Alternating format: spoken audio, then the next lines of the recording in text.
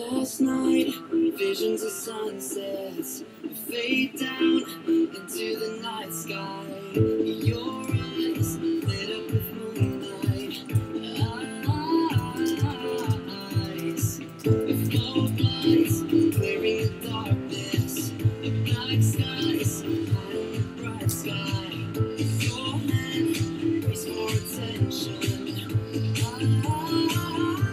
Eyes. Up above these cold waves, up above these cold waves, I can save these last days. I can save these last days. Up above, up above, up above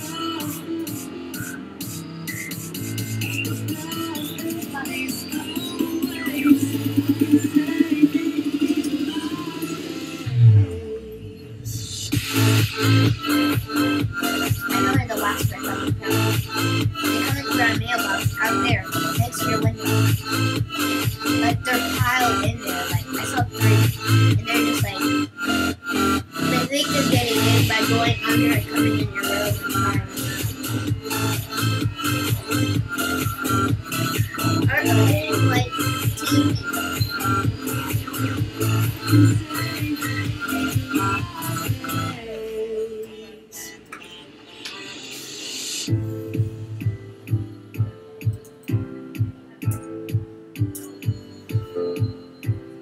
Last night, visions of darkness to face up under the night sky. Your eyes ghost over moonlight.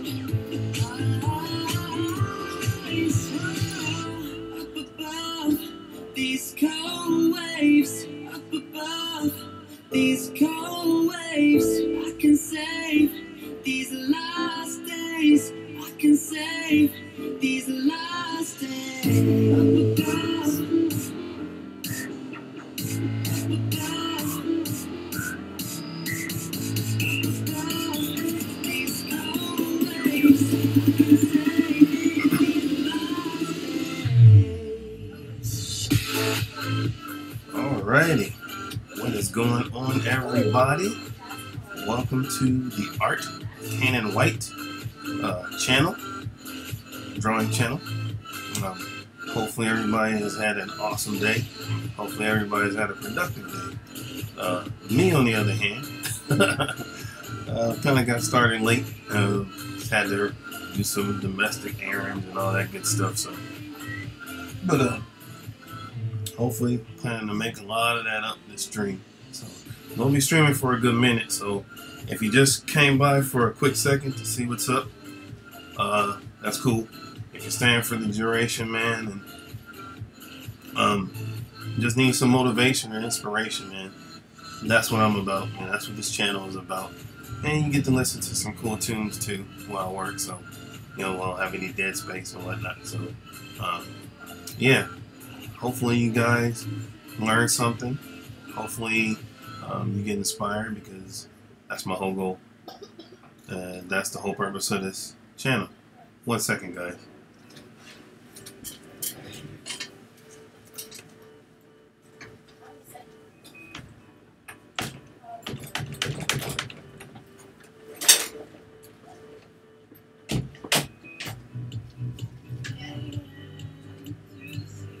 Okay, sorry about that.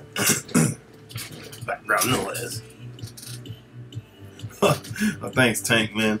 You know, I try to, you know, just trying to inspire people. That's my whole purpose. So, anyway, for those that don't know who I am, my name is Caanan White. Welcome to my channel. If you're here for the first time, thank you. Thank you for dropping by. Hopefully you enjoy what you see.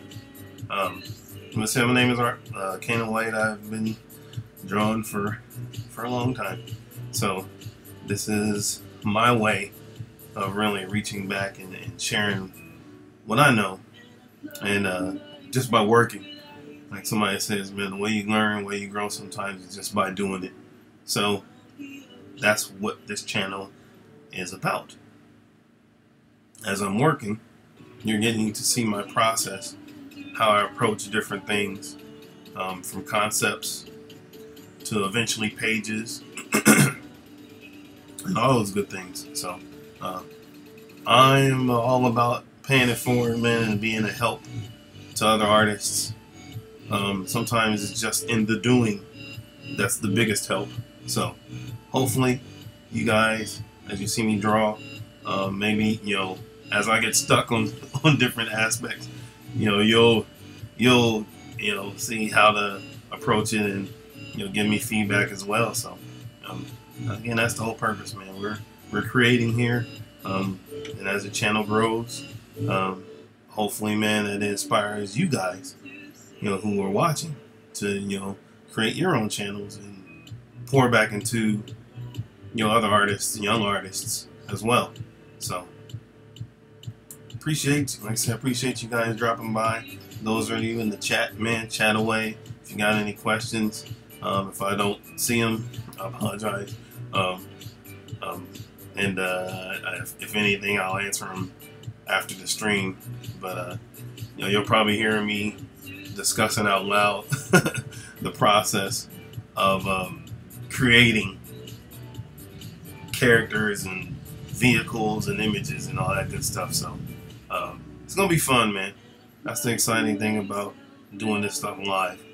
Everything is unscripted. It's literally as you see it is going down. So cool.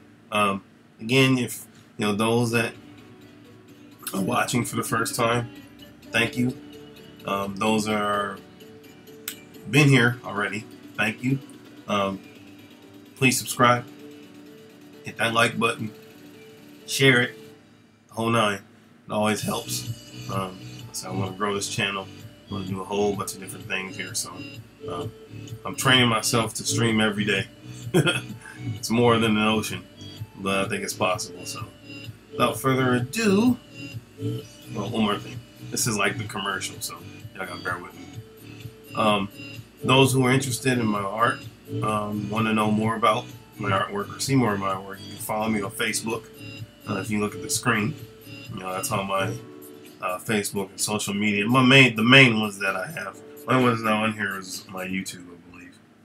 So on Facebook, Art of Caanan White, Instagram, Caanan02, Twitter, cat_white, and there you'll find all my artwork. Also, I want to also plug, please, I am also in conjunction with working on brand. I'm also working with a group called Stranger Comics, and we created a book called Assessa. And Assessa is, if you like vampires, if you like warlords, if you like that whole archetype of character, starting from the bottom and rising to, you know, become this great individual, this is a story for you. Assessa is one of the characters from the main story called Niobe, and Niobe is the primary character in the world of, you know, Stranger Comics, and so Assessa is the bad guy.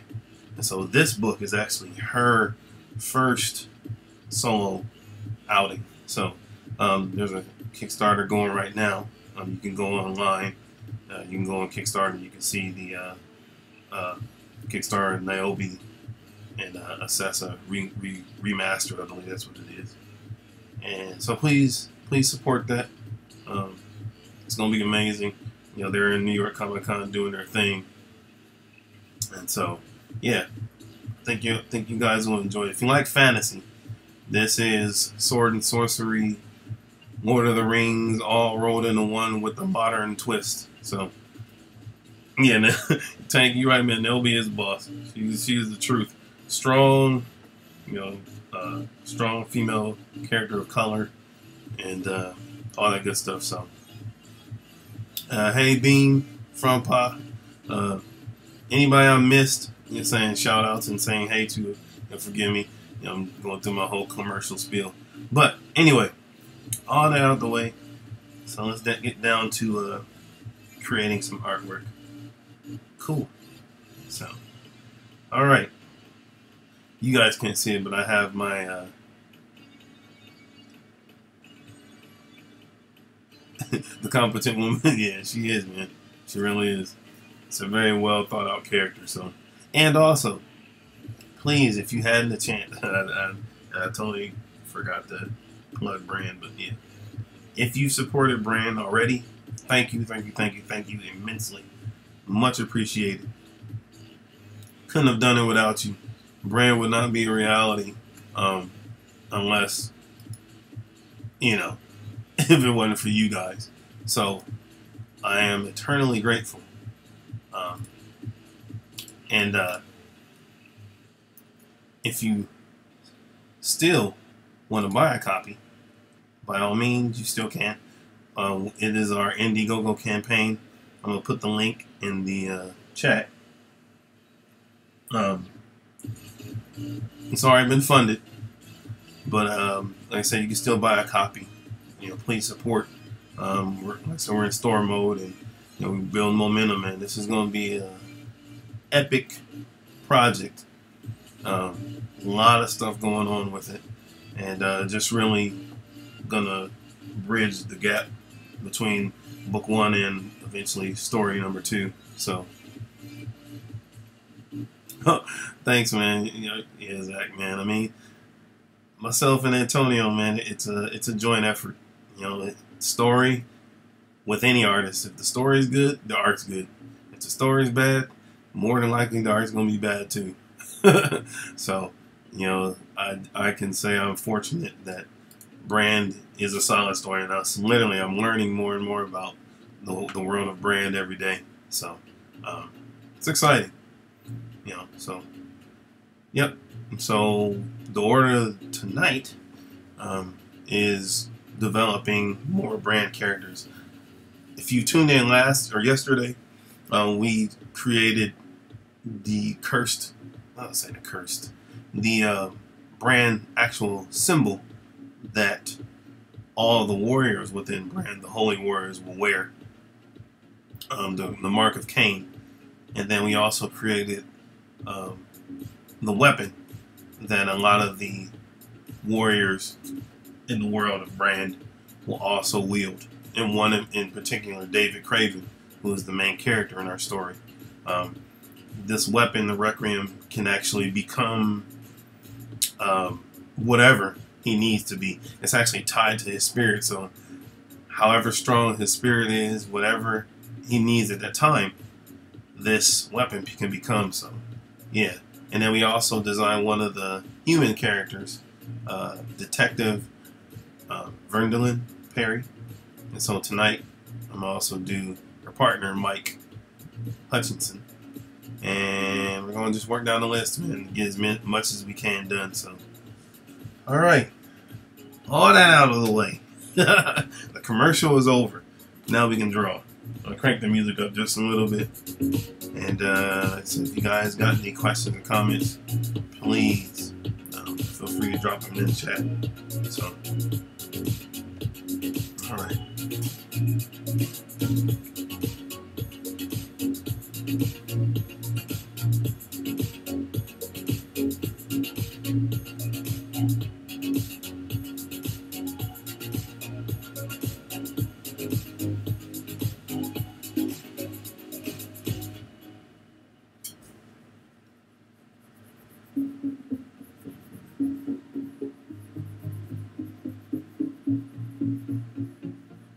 You know, it's cool being able to, it's kind of weird, you know, this character is supposed to be a pretty girthy guy.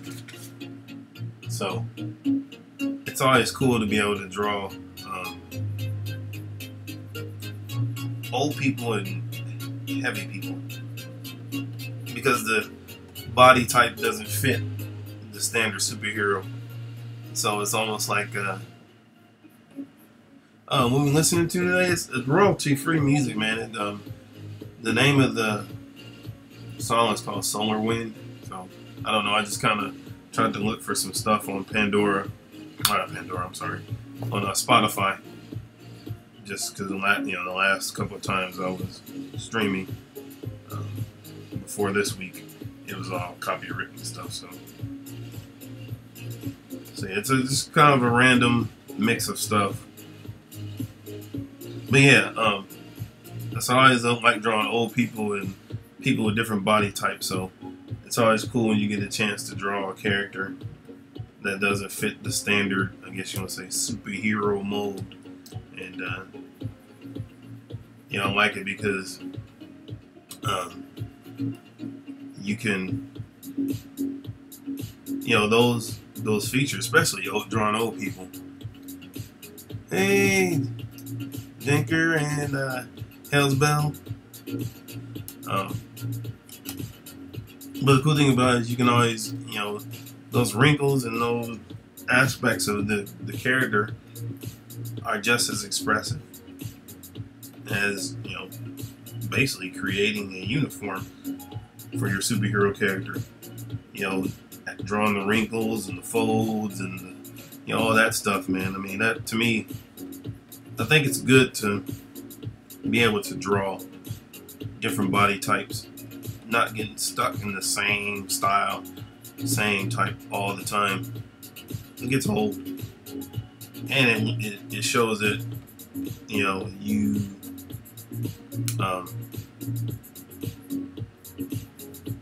it shows variety. It shows that you can draw more than just the typical, what everybody thinks you should be able to draw or be able to do. So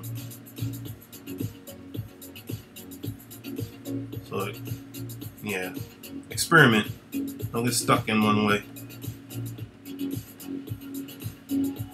Nobody's one shape. Nobody's the same shape. All right, Tank. Yep.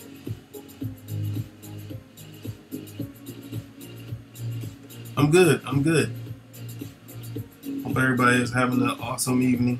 Thank you again for stopping by, hanging out. So with this character, man, I thought about giving him, you know, the whole detective trench coat.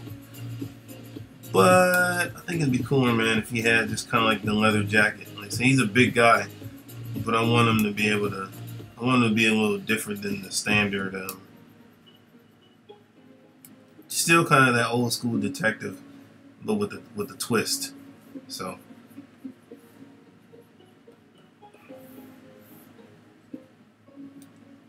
he'll have just a, you know, standard leather jacket, kind of, you know, collar up, Andrew Dice Clay-ish kind of collar up, smokes, you know, the whole nine.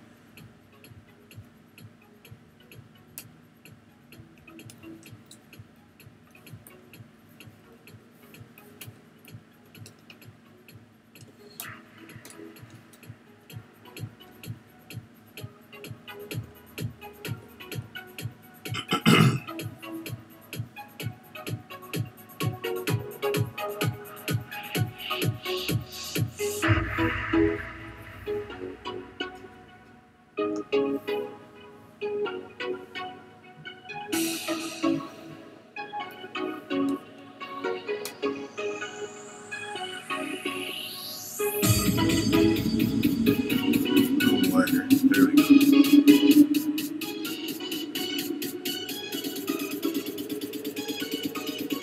About that collar. No, that's right. Yeah, that's what he's doing.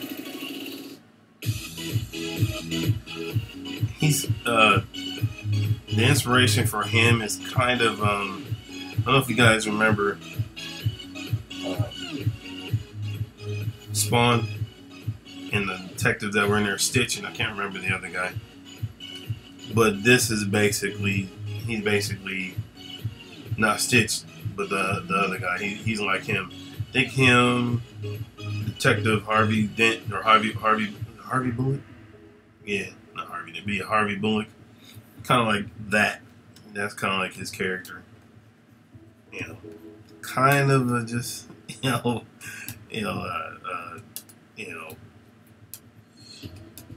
what do you call him?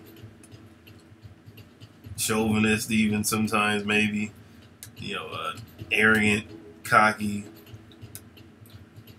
borderline teetering, you know, between legal and illegal. Yeah, that's kind of his It's kind of his vibe.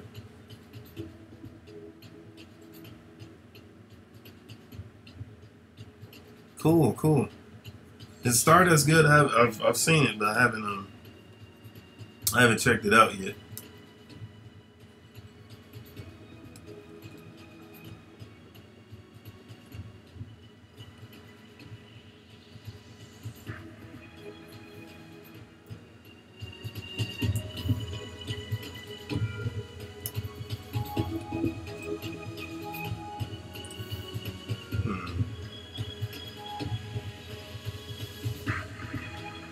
Trying to figure out what type of hairstyle I should give him. I'm thinking, I keep seeing like his hair greased back and long. So I'm gonna try that and see what that looks like.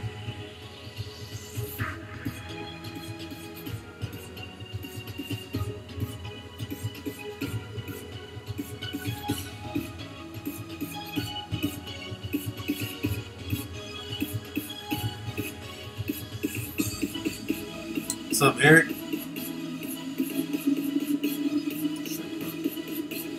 Fit the rest of the guy. The rest of the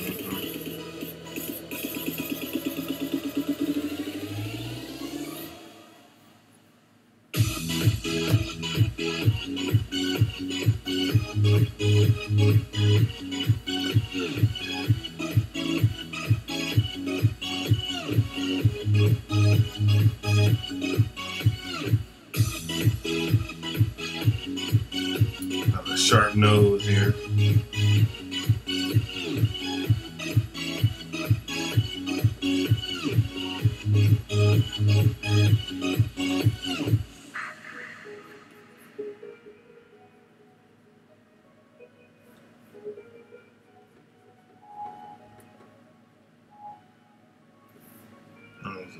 Real shifty eyes, you know. I mean, he's a cop. He's loyal, but yeah, he's kind of like almost like he could be dirty.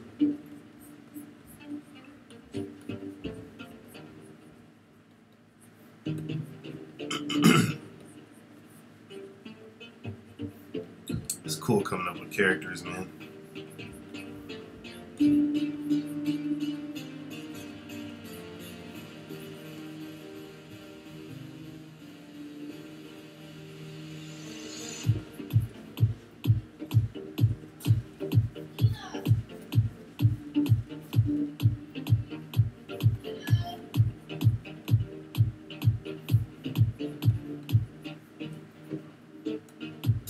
Cigarette, I don't know. Yeah, I'll do cigarette. I'll do cigarette.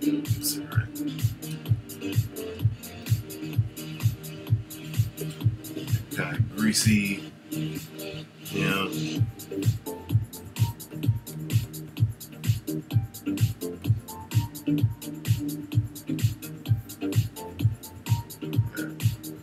So that's, you know, everybody has their process and kind of how they go about doing things. And if you've seen me before on the stream, you know, whether it be through time lapse, because I have a lot of time lapse videos on my stream as well.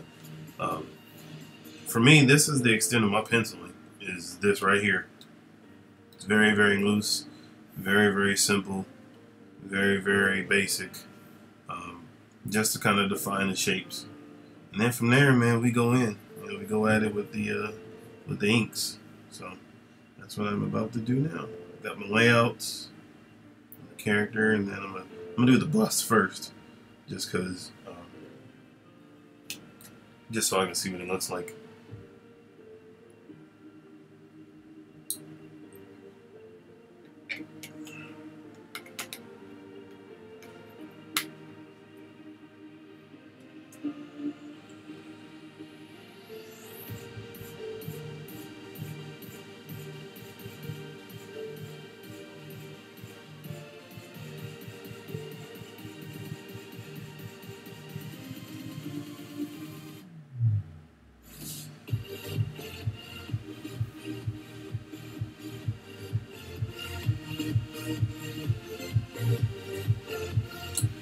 Alright, so let's zoom in here.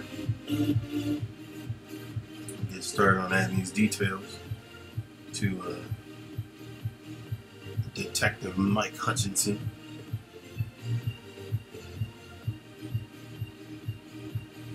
Second, I gotta open the second. I always like to open the second window. I don't know if you guys do, but I usually open 2 windows to. I think that helps because you guys can't see the second window, but I usually open a second window that I don't zoom in on or adjust. That shows the whole picture, so I can see everything all at a glance.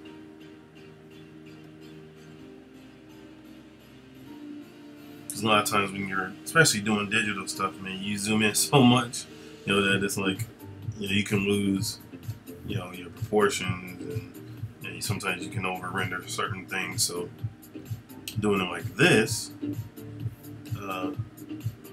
you're having that secondary window open. It allows you to always kind of see the whole visual, the whole image. So I'm getting them real scraggly eyebrows, unkept. That's what's cool that comes up with characters, man. It's like everything in the character, it's like an actor in your play or your story, man. So every aspect of this character that you create holds to the personality of that character, from his appearance to how he dresses, he or she dresses, all of that, man. So it's exciting.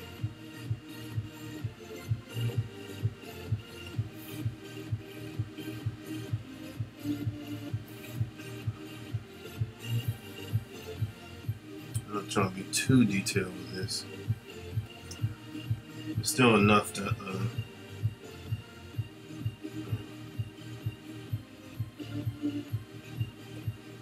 get an idea of what I want. This is just the concept, but at the same time, I want to be, like I said, detailed enough that whoever sees this is like, oh, okay, that's what he looks like. So, the bust, the headshot, usually has more detail than my full body. I only want to capture the expression.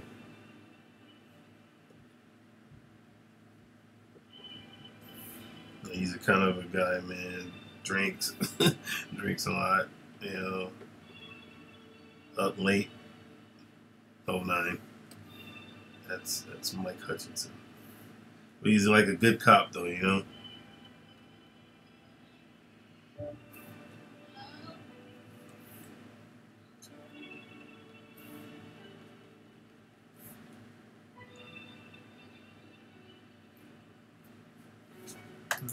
Mad, more so just focused.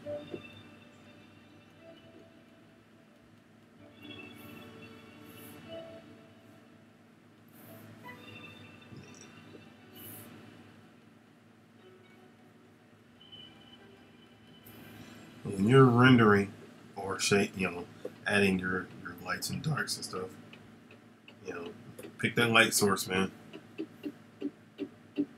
He said, Jake, you're kind of guy. Yeah, man, he's a good guy. He's a good cop kind of dude. It's just like, dude, this almost reminds me of back in the day, those the G-men guys that Hoover would employ to go down and take out mobsters. They were 2 steps away from being criminals themselves. But man, they were like darn good at their jobs, man. They knew what they were doing, and they did it. They did it to the max, which is why a lot of those criminals, man, didn't have a prayer, with getting away with stuff, because they knew how they thought. They thought the same way, So. Yep. The hook nose a little bit. So let's make it slightly Just make it slightly broken, you know. He's had a hard life. He's not a pretty boy. Kind of bulbous.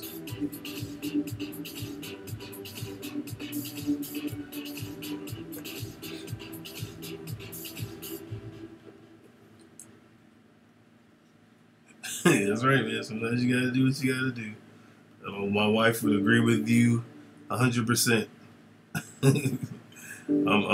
I'll be the good cop. She'd be the intense cop. I won't call her bad cop, but she'd be she'd definitely be the cop that make you cry. I'm the guy that's like, if you just work with us, we can get we can give you a plea deal. It's like, forget a plea deal. Tell me what's going on. So, yeah, me and Mr. Hutchinson more than likely probably wouldn't hang out. He's it'd be like one of them strictly work related relationships, kind of thing. Then after that, it's like, okay, dude, I'll see you Monday, maybe, kind of thing.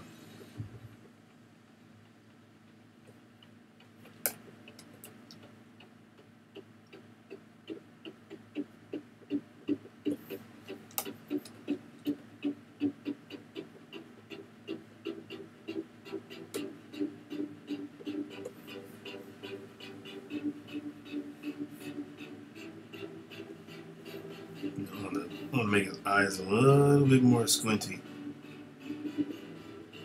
Because he's always, like I said, he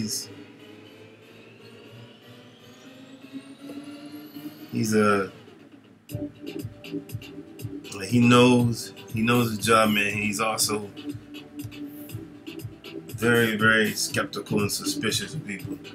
He's always thinking, which is what makes him a good cop. Yes, Janker, this is a character for Brand. His name is Mike Hutchinson, I'm sorry. He's one of the detectives, one of the humans in the story. He's the partner of a character I drew yesterday, Miss Detective Perry. Let's see, I'll open her so you can see her. There she is.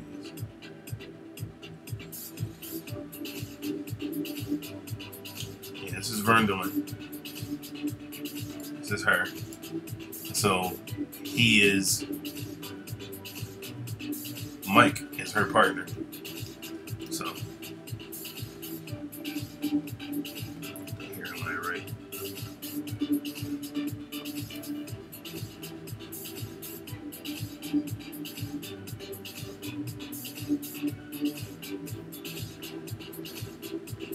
So yeah, that's her. Oh yeah, it's all of that. Sketch covers, all those different aspects, man. I mean, you guys are gonna get. That's not gonna be extra special, man, because it'll be done traditionally. So, you guys will maybe dust off my pencils, pencils and traditional paper. But honestly, man, you never forget that type of stuff. I mean, that stuff, doing things traditional, always stays with you. And honestly, doing things digitally should enhance what you already know. So, yeah. But, all right, back to Mike.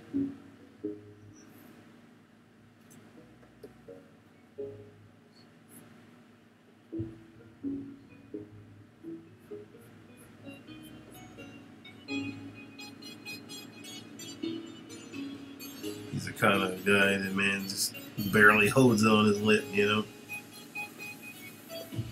guys do.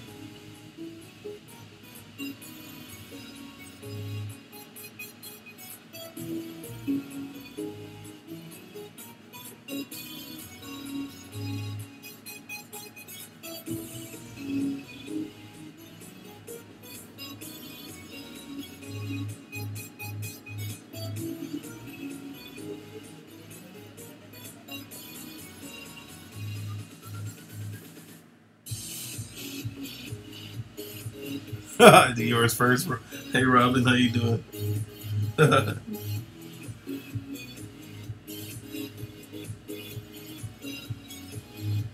definitely be tackling those, man.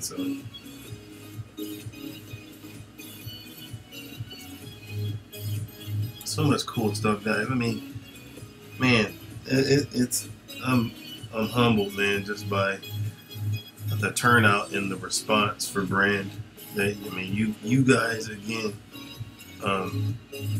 your support for it has just been amazing, and it's a privilege. You know, I mean this, to be able to bring you, art like this, traditional or otherwise, So I'm excited, man, to be able to do these sketch covers and original pieces for those that ordered, and and then because I said, of course, once the book gets in you guys' hands, you'll be able to experience that as well. So, man, so much good stuff. Like I said, never listen to the hype, man. People saying different things about, myself or other creators. Man, we are about, at least I know for me personally, I'm about the art.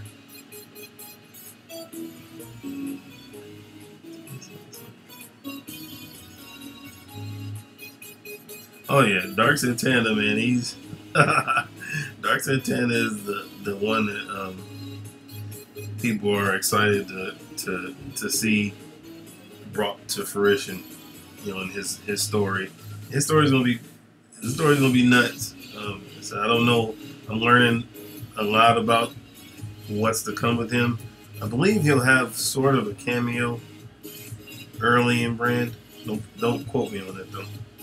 But just to kind of introduce him, and then after that,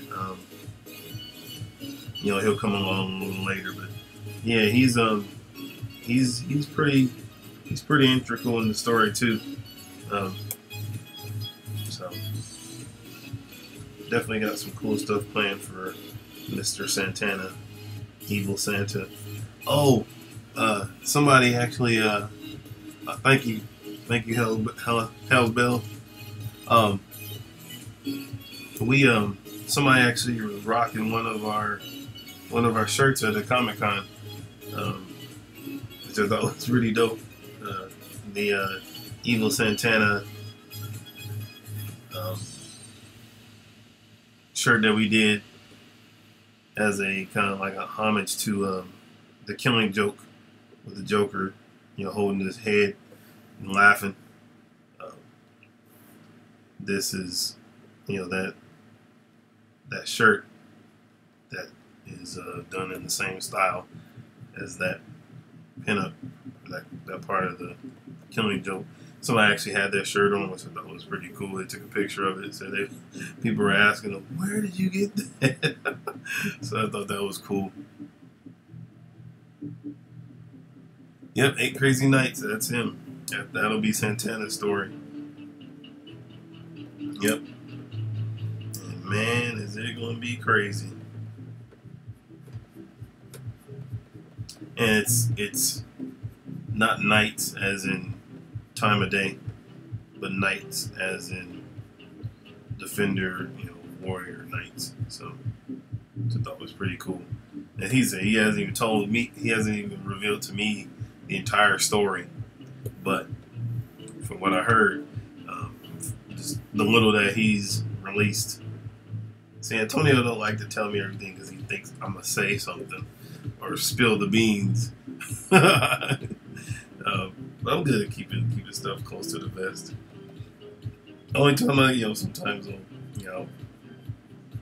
far as artwork, but I've gotten better.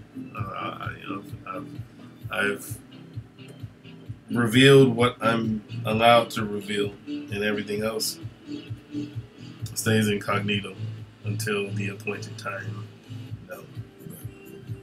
A lot of this stuff, like I said, is just concept stuff. It won't be Like the stuff you're seeing on my stream here is not like spoilers, story spoilers. You know, it's just the building blocks of brand. So, you know, it doesn't reveal what's going to happen, and, you know, all that. So, yeah. Oh, thanks, man. The Covenant, yeah, and they're basically our Hellfire Club.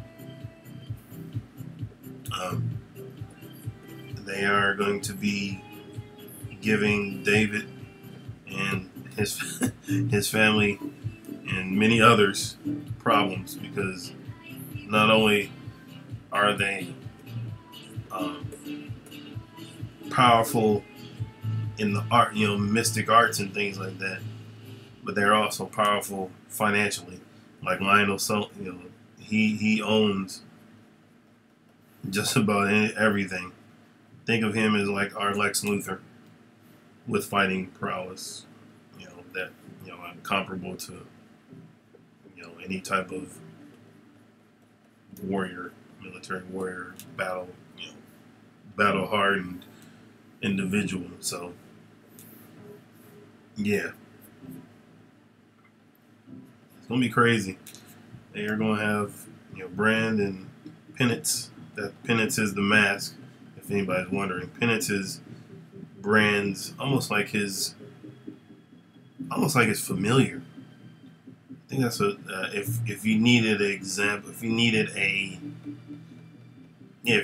example to kind of compare it to, he'd be comparable to his familiar. Not yet. We are. That's what all of this hell is for. It is developing characters and concepts. So that's what, you know, trying to knock out as much of these as I can this week before the weekend. You know, it's Thursday now, but getting as many of these characters out of the way. So, you know, Antonio has he works a day job, so he's taking, you know, leave of absence, you know, for a couple weeks or so he can actually focus and zero in on, you know, establishing a lot of the story. A lot of it is written, but a lot of it he still wants to tweak and adjust. So, yeah.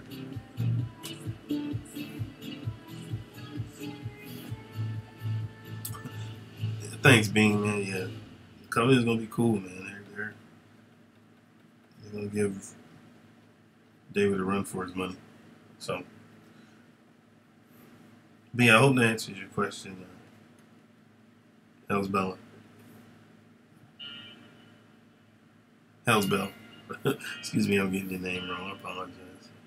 But yeah, and it's in production, man. We're working on it. Working hard, man, to get this stuff done and out on time and all that. So, yeah.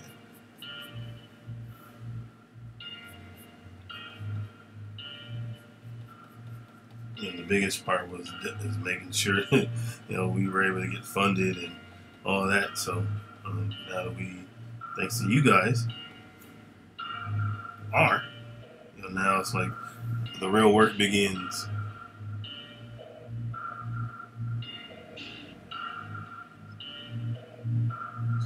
What's up, Kush, man? How you doing? The hype is real. Thanks, Bean.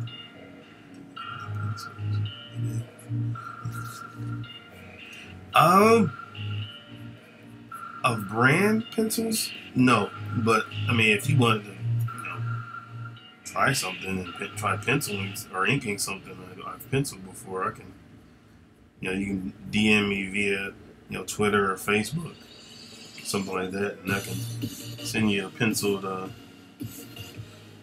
something penciled you can play with. If that's what you mean.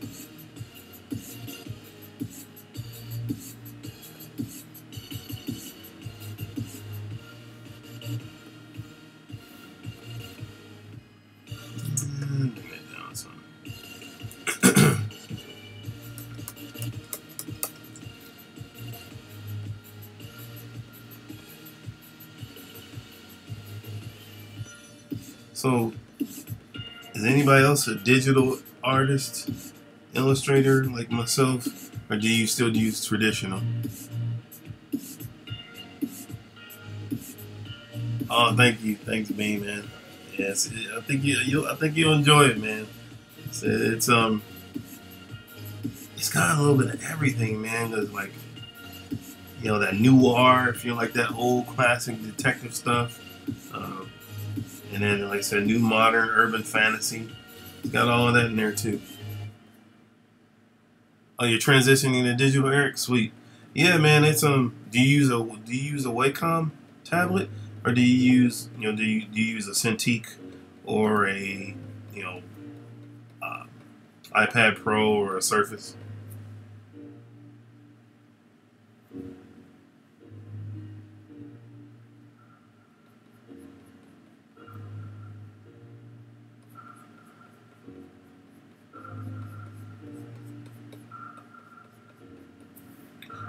I'm still 100%.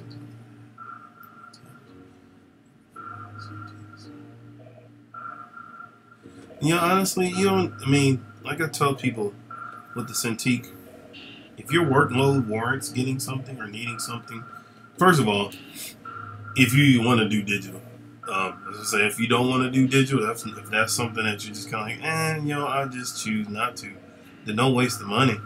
By all means, stick with what works.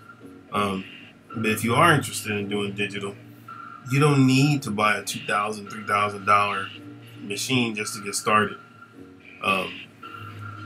If your workload isn't to the point where you have to, you got constant work where, and you've already made that transition to digital, and the workflow and the workload is warrants getting something that expensive.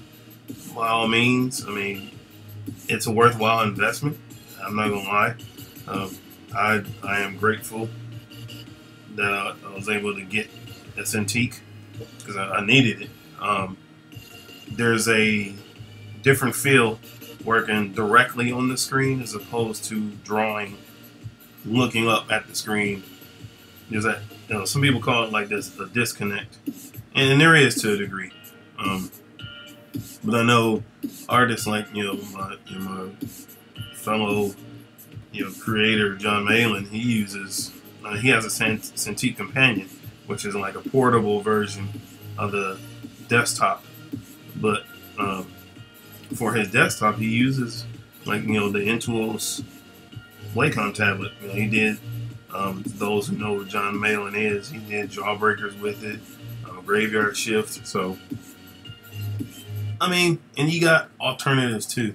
What was payoff for? Yeah, they do pay off. You're right, Robin. They pay off in the end. And again, it all goes back to.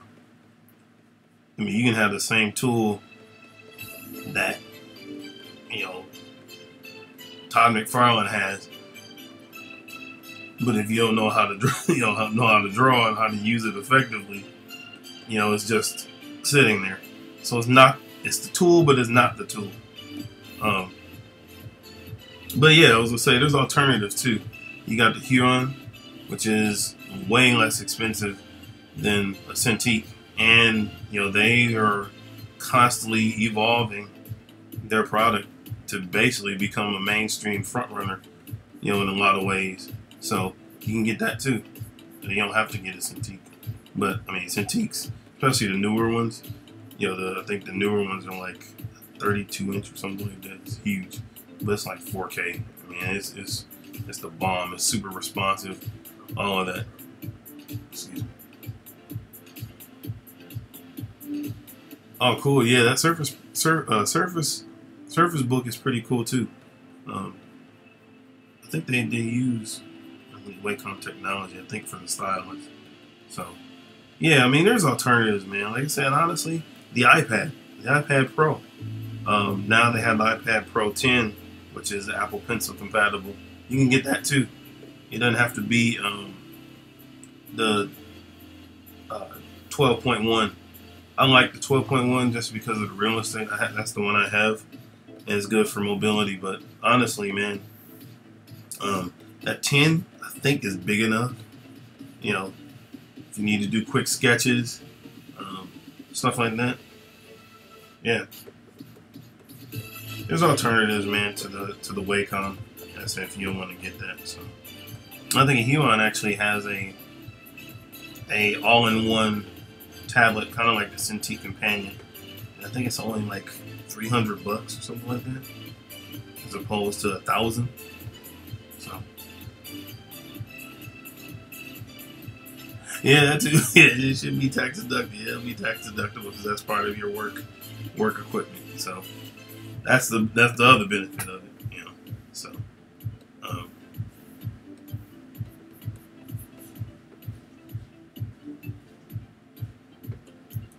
Oh yeah, cool, Zach. Yeah, man. You know what I'm saying, man? Anybody, you know, guys.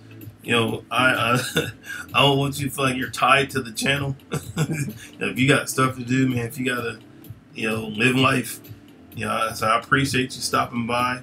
If you're working in the background, cool. You know, hopefully the music keeps you engaged. You know, that's why I got it playing as well. And hopefully my conversation is engaging too. I'm not boring you.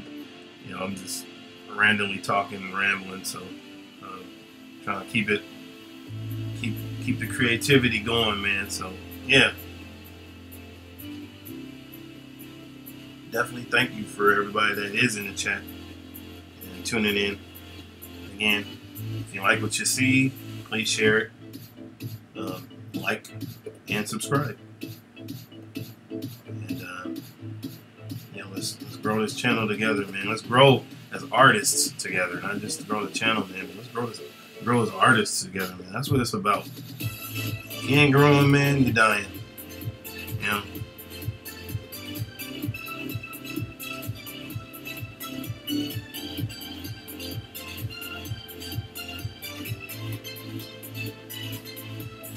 Workers and lurkers. That's right. What's up, Seguinus? It's an odd question. Do you prefer drawing heroes or villains? You know what, man? I still prefer heroes. I'm like that guy, man. I'm that homesome, down home. You know, let's cheer for the hero. Although, you know, the older I've gotten, villains have been becoming a little bit, you know, more interesting and intriguing to me. Maybe that's an age thing, but no. But I'm still the hero guy, man. I still love drawing heroes. I think my favorite villain, though, and I don't know why I like, but the Joker. Like, I love drawing the Joker, dude. I mean, it's like, and it's always a challenge to get him right. Like, okay, you know, yeah, you know, you draw that, and, you know, you've drawn him before, but it's like, okay, but I can do better this time. So, but I love drawing the Joker. I love everything about the character, man, because it's so not my personality. He's so anti, and he's so, lack of a better term, man, like scary, man. But he's like the perfect villain. It's almost like he does everything that you want to do.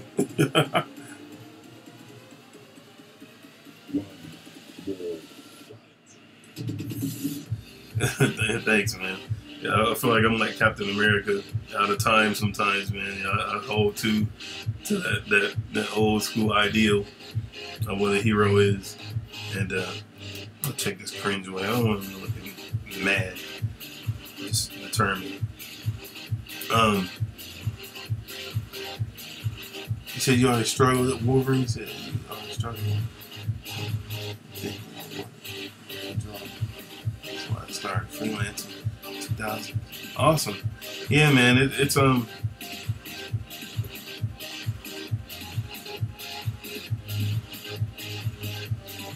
know, that's why, man. Like, you know, when you're coming up with concepts and ideas, it's okay to have references. Like, I have references like crazy. You know, and other artists that inspire me that I reference.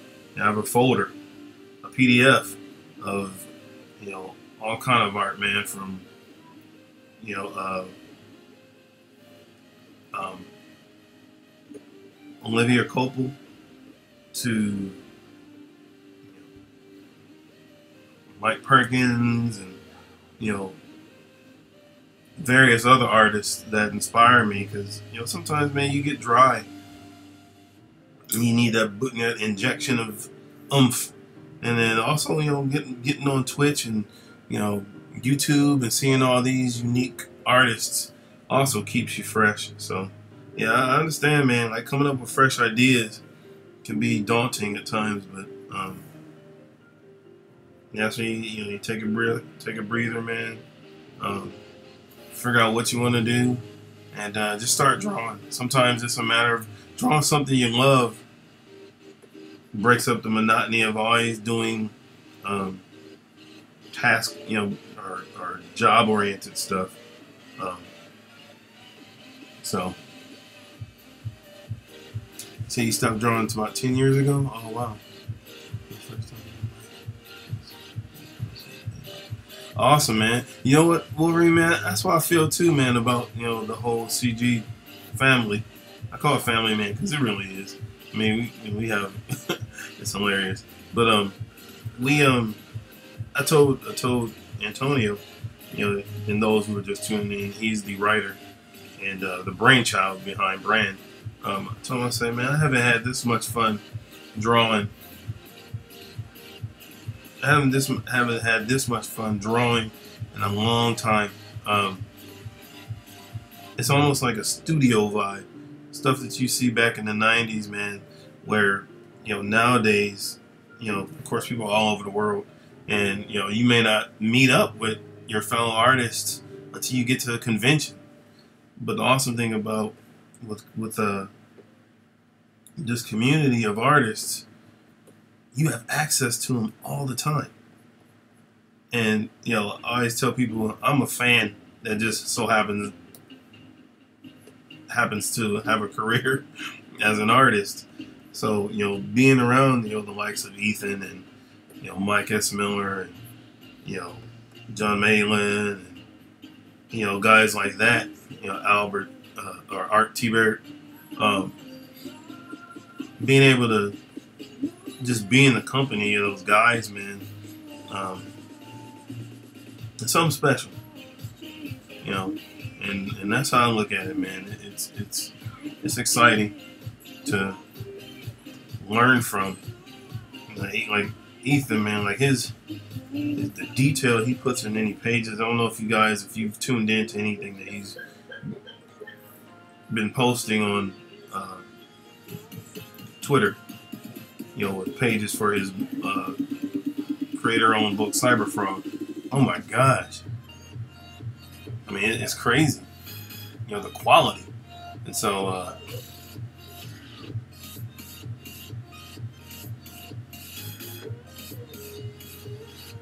it does, yeah, the camaraderie, man, being able to chat, man, and hang out, it does something to you, man. It's awesome.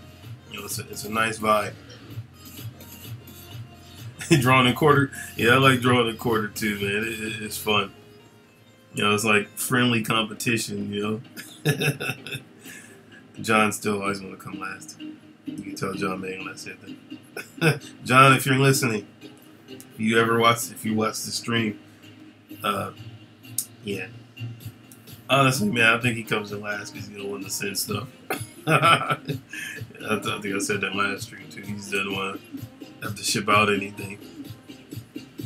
But yeah, he's a beast, y'all. You know what you see on Drawing and Quartered, honestly, man, John is better than a lot of than that. You know, he's I mean, he's earned his chops. So yeah.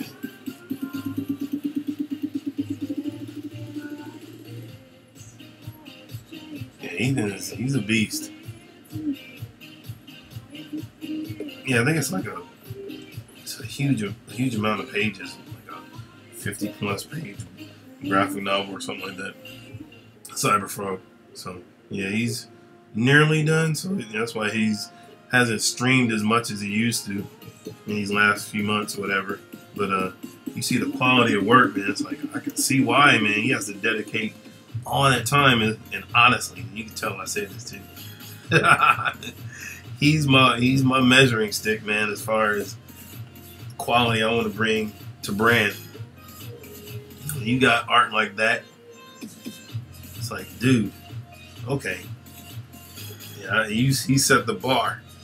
So, yeah.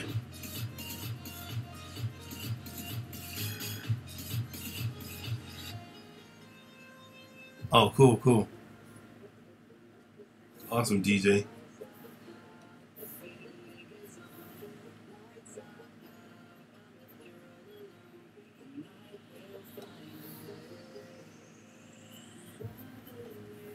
Yeah, it's I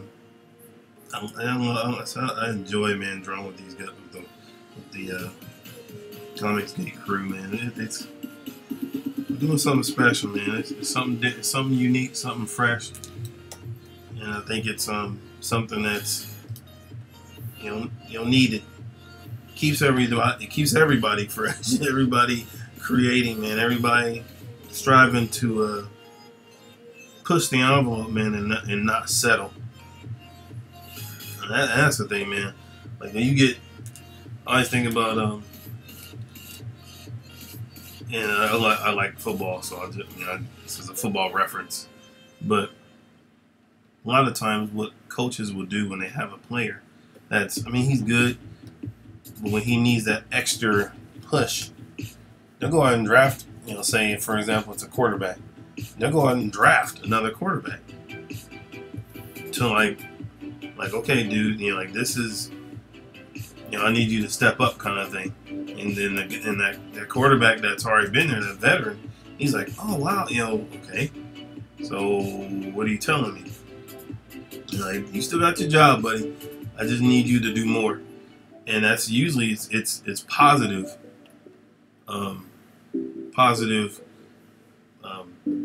inspiration and motivation for that vet to continue to always be on the fringes of producing fresh art. So that, to me, man, that's what Comics Gate kind of does with myself as an artist. It pushes me to to not settle. And I've been doing art professionally since about 2004 or 6, somewhere around there.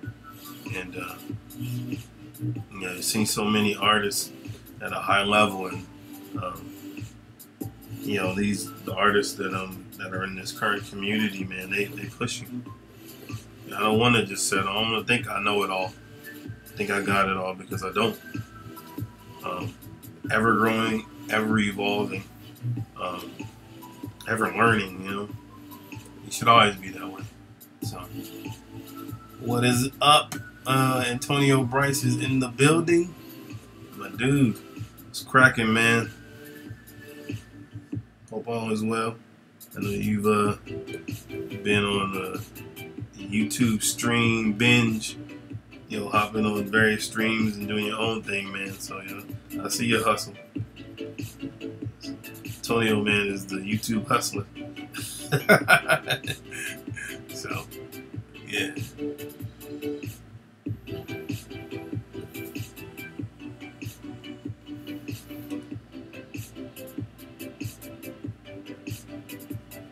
What do you think, Antonio, of Mr. Hutchinson so far?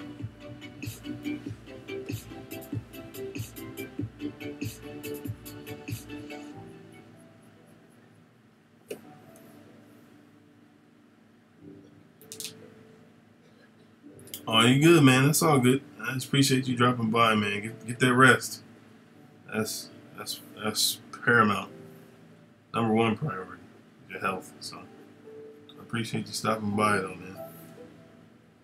Pointing people to the web, to the store. So.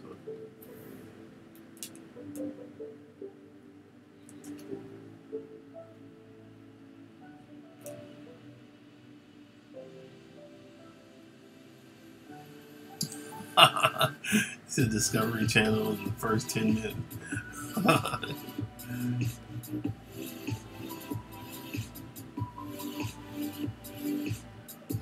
How did you imagine him?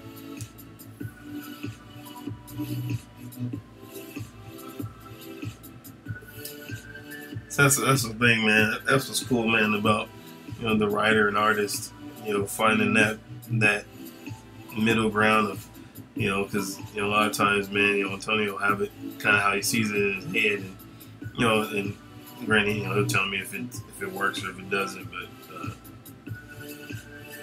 those different aspects. Antonio never sleeps, but it's cool finding the happy median, to combine what he sees in his head. And I mean, that's the joy of being the artist, man, because you get to basically pull that out of his head and make it a reality. So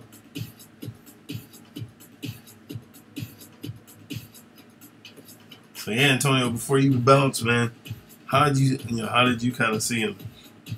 You don't have to go into major detail, but yeah, if there's something, man, you want me to tweak or adjust, by all means.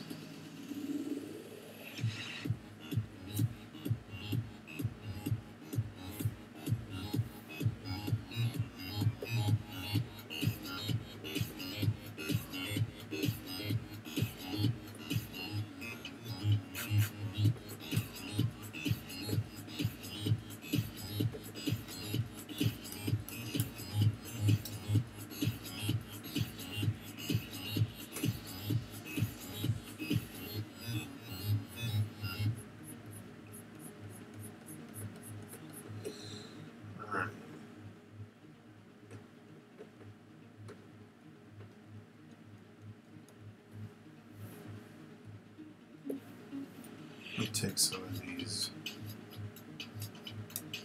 Although he is not in the best health, he's not, at least from what I understand, he's not old.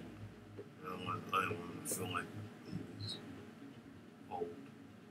He had lack of sleep, but I don't want him to feel like he's, old.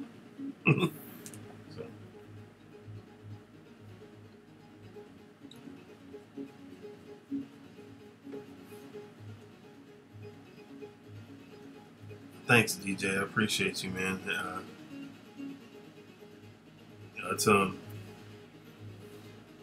I'm glad you're excited for Brand, man, because I'm excited, to see it all unfold. I think everybody who's bought a copy, the different perks for the campaign, and that continue to purchase them, you definitely won't be sorry, man. You'll be glad you did. I told Antonio, man, I'm putting my foot in this thing.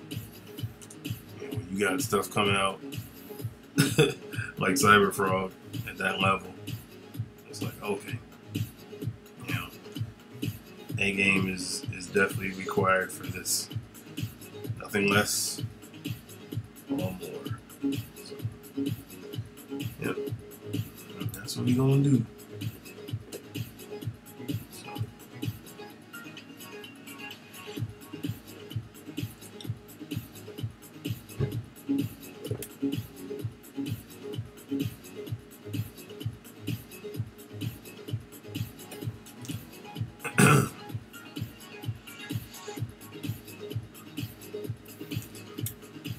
Sir.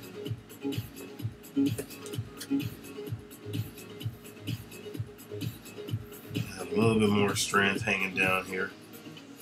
Like I said, if you picture, you got, the little comb, and, greasy hair, he sweats. He sweats a lot, kind of thing.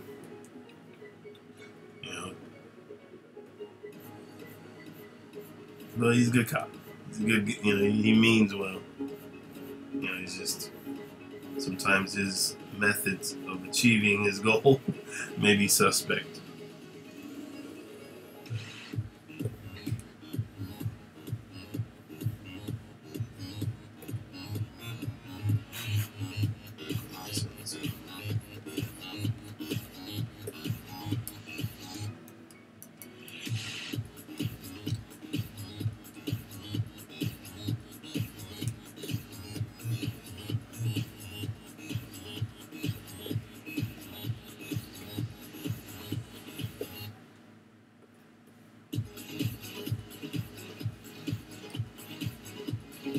So what other projects are you guys looking forward? Books are you guys looking forward to? And honestly, like I say, it can be mainstream or indie. What stories are you guys looking forward to reading or are currently reading that that you're glad that got you invested in? Just curious. Make it small talk.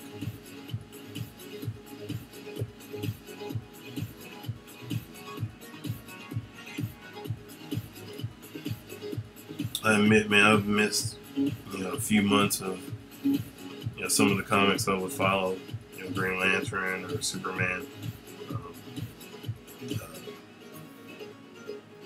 Action Comics, whatnot. So I'm kind of out of the loop. I think the last thing I looked at was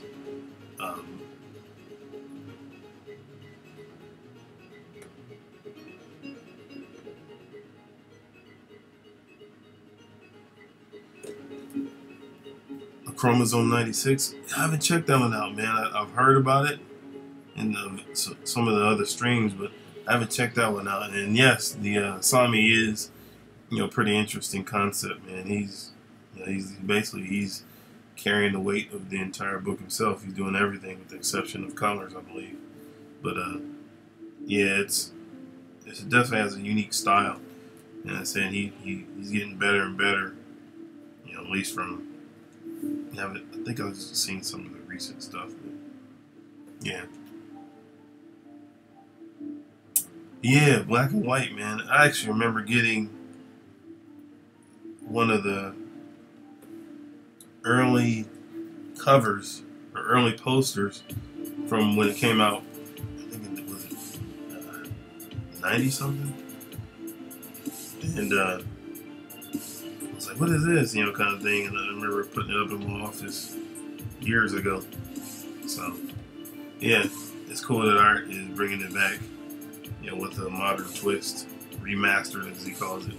So yeah, if you haven't backed the Black and White campaign on Indiegogo, we have like 19 or 20 days left, something like that.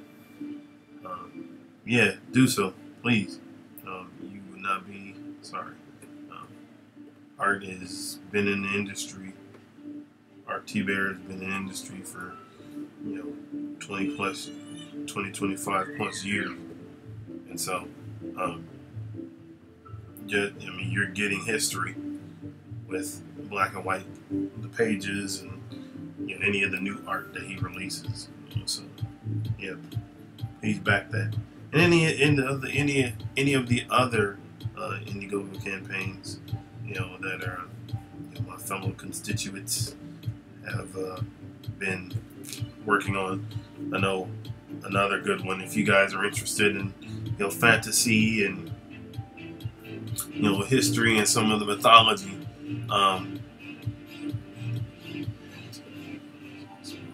yeah, I did redid some of the original TNT, man. That's kind of like what the original first movie reminded me of. Was that gritty? It wasn't as gritty as the comic, but it was pretty raw. But I was gonna say another one of the Indiegogos that if you're interested in fantasy and kind of otherworldly stuff, coupled with spiritual aspects, check out one of my guys, Asgard, Ben Jones. Asgard is basically a tale of an individual who, dealing with the legacy that he has left and has been left for him, and as a father and a few other things. It's a pretty deep story, man. Amazing art. Ben is sparing no expense, as far as his skill wise, and putting everything he has in brands or Asgard. So please, back that as well. All right, Eric, man. Take it easy, man. Enjoy your dinner.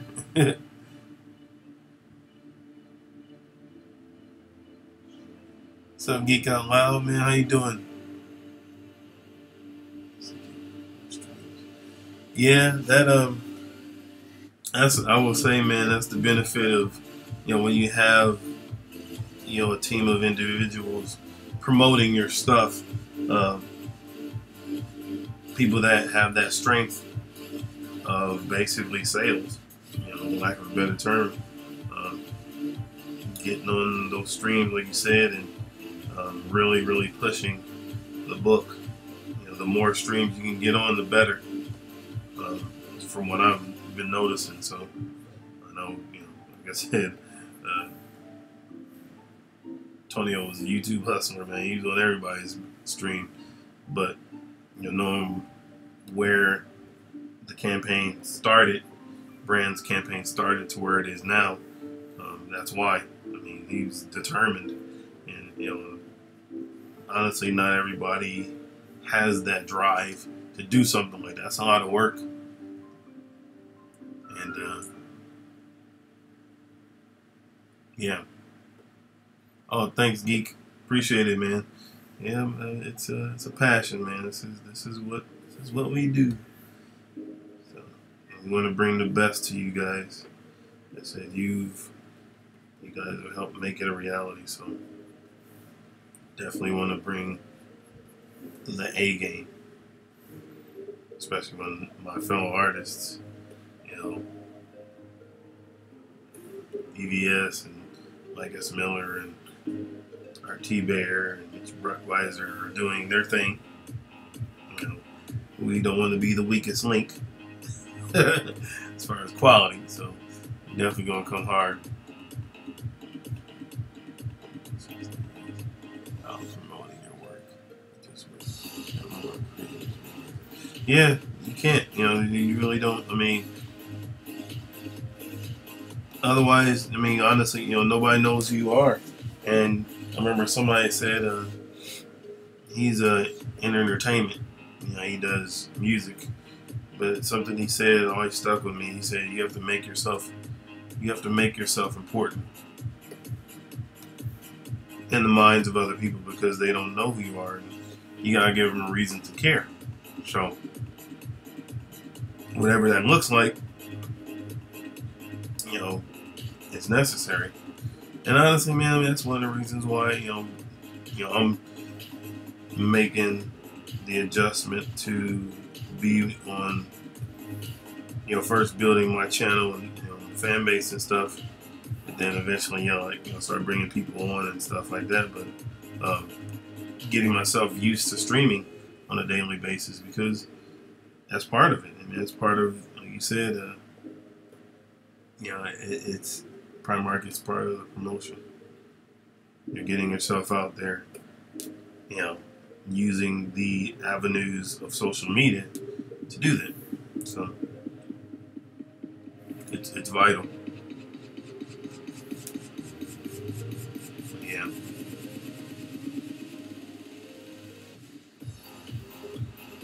All right, I think I got him where I want him. I had a little stubble. I don't like this. Relaxing so you can see that there's hair down there.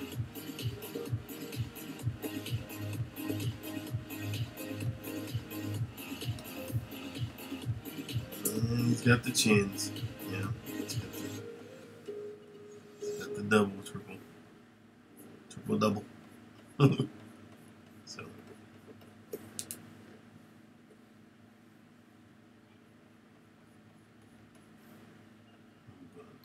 Let's see here.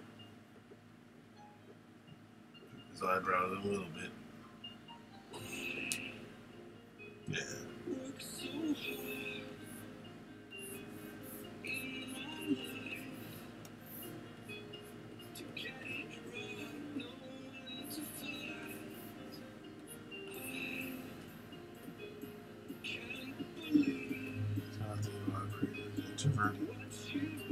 Yeah, they are introverted, man. I'm an introvert. It's kind of kind of goes with the territory, man. But that's why you find people that, for one, like, you know, Antonio always says, man, I'll fight for you, bro, kind of thing. But that's why you get around people, man, that never fails. Like, so I'm an introvert, man, but the people that I am connected with, many are not. As a matter of fact, they are far from it. And so they kind of push you. It's good to have people, if you are an introvert, it's good to have people that are not introverts around you as well as, you know, like-minded individuals, because they do push you out there. They get you out of your comfort zone, and, you know, they promote you to, or not promote you, but they inspire you to get out and mingle, talk to people. So, yeah.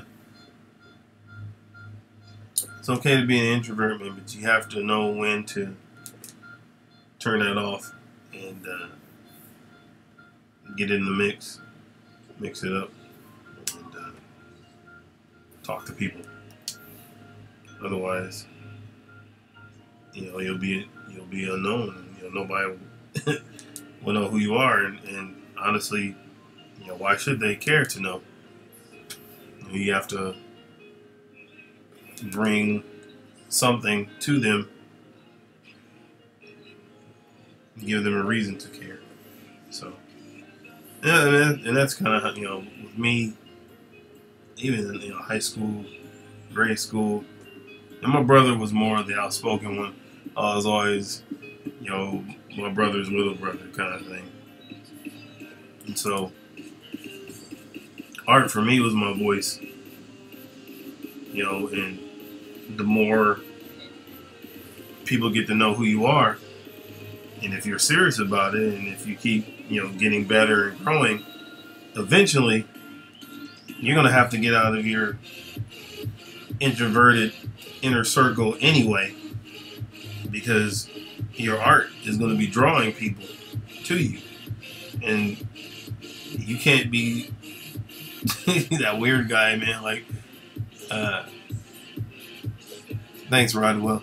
You don't want to be that weird guy, man. I mean, that's what you want to do. You want to be that weird guy that's an enigma, and everybody's like, he never comes out. You know, like Howard Hughes or something. We've never seen him. But you gotta be. You can't be that, especially when you're going into like a bit, you know, business. You can't be that guy, man, that just continually stays in the shadows all the time. You know, your art is, especially if you're doing it for a living, you gotta get out. You gotta get in a position, man, for people to, for a lack of a better term, reach out and touch you. I remember I did an artwork for a friend of mine, and he posted, well, actually, and I finally met him at San Diego Comic-Con last year, and he posted a picture. He's like, yo, this dude is real, y'all. So I was like, what? And he's like, man, I almost think he was a myth. You know, I saw your work, bro. He said, but I didn't think he was real. He's like, look, guys, actually, it's Caanan White. He's alive. I was like, yes, I'm a real person. You know, I'm just to myself. So, but there's a time and place for that, man. I'm ever learning that, especially as an introvert, man. You're always balancing between, okay, I'm gonna give you a little bit of rope to know who I am, but I'm gonna keep everything else to myself. You know, I don't, you know, I ain't letting you in that deep, and that's okay. You know, but you know, as long as you extend that rope and invite into your life sometime, especially in business. I mean, you have to. It's just part of the job. So, yeah.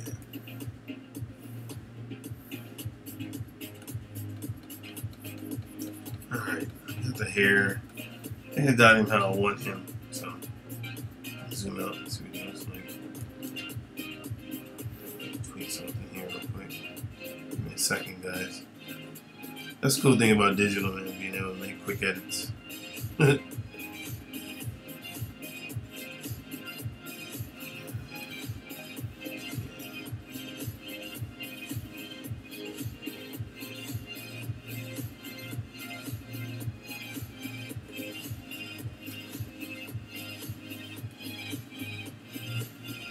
That is him. Let me see here. Narrow him up just a little bit. There we go. There he is. Mike Hutchinson, Detective Number 2.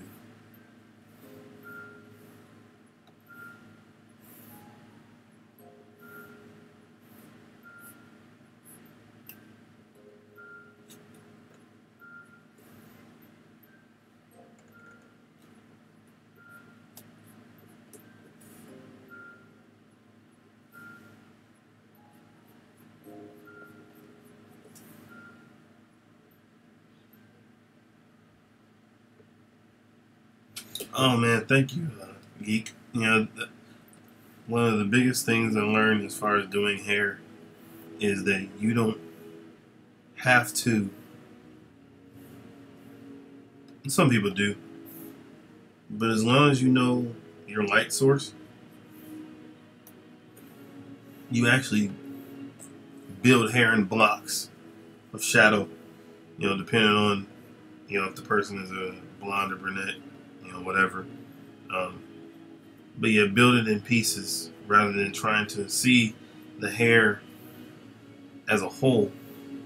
Look at it as shapes, and block out the darks, and then from there you layer and you build on top of. For example, let's just say, let's zoom in here real quick. Let's say I was gonna do, I don't know. I'll just do a head.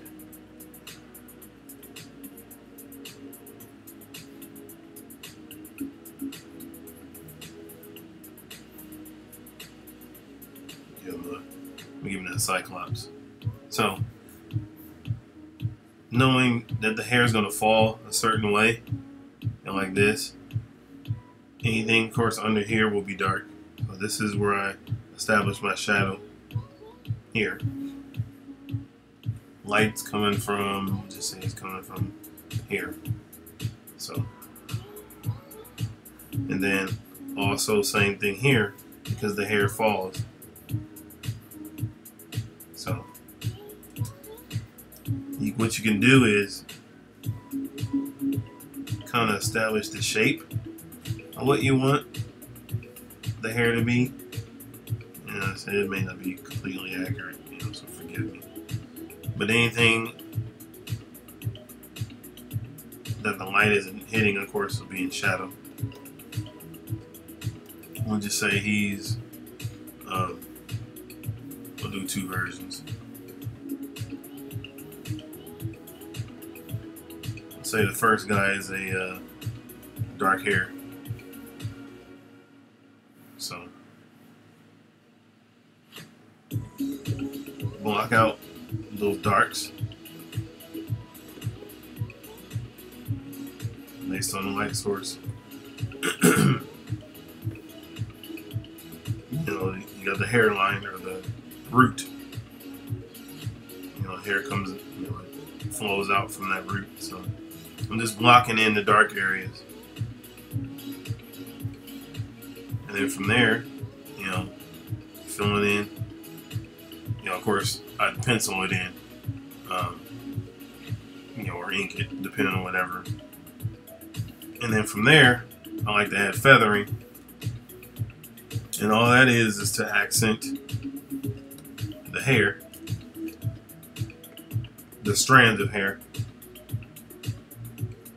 So I'll do something like this. Still going in the same direction. Coming from the root. As you start to see, it creates a highlight effect.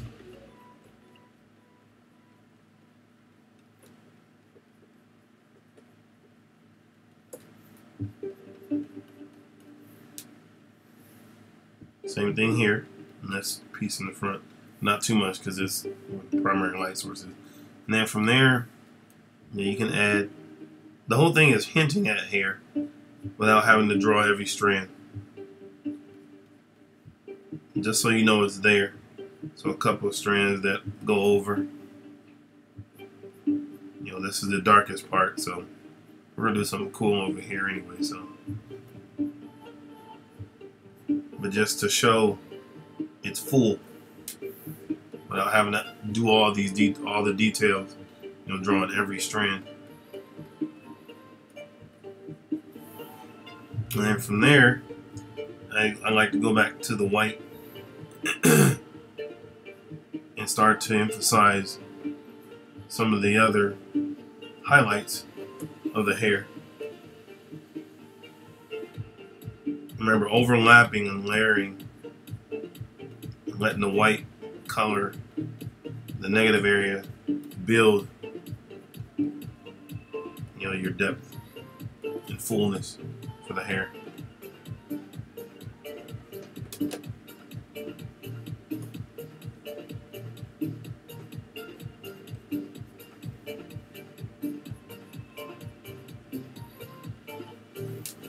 So that's that.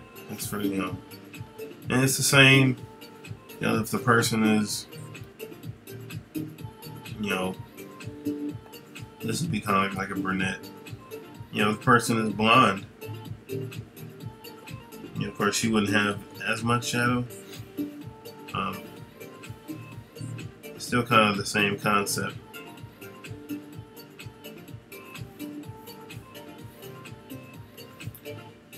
Oh shoot, it's gonna color everything. Hold on. So, you know, we'll block in here, you know, the blacks here. But since we'll say he's like that bleach blonde. So, you don't want to add too much shadow. And of course, here you're going to see more emphasis on developing and showing more of the strands of hair.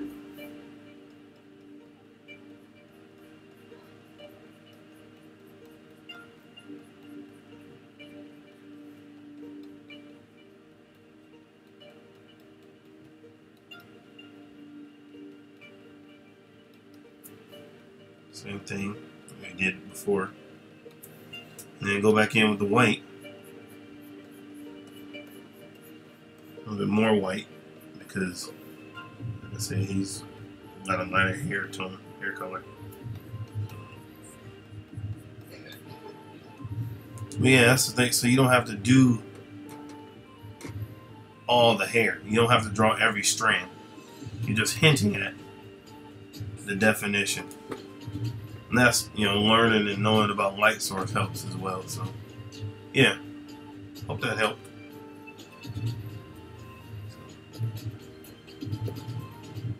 Bye-bye. Delete. All right, so we got Matt, or Mike. I need to say Matt. We got Mike, close-up of him. Now we're going to do the full body, full figure of him.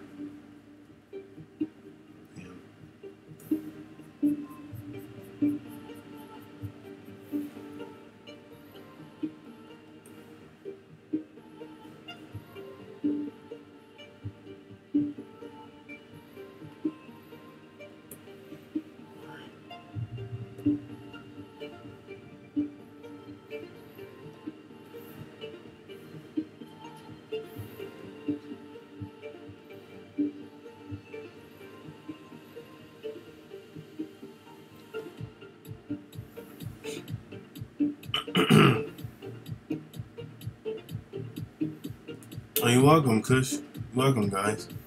Absolutely. That's what I'm talking about, man. It's no sense trying to struggle with it, man. If you got somebody that can show you how, I don't know everything, but I'll sure try to answer as much as I can, or show you guys as much as I can.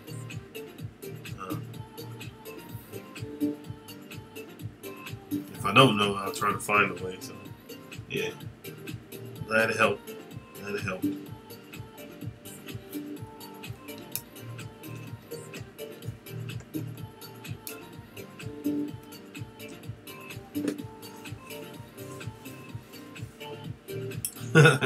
Yeah, you can do it, Geek Man. You'll be able to translate it, man. It takes practice. It's not something, man, that you necessarily, may get overnight, kind of thing. It's a process. But honestly, man, that's the fun part about learning. Is it keeps you fresh, man. You haven't learned it all, There's still stuff, man. I look at other artists, man. I'm like, man, dude. I'm like, how do they do that? And that's what's fun, man. Just constantly pushing the envelope, man,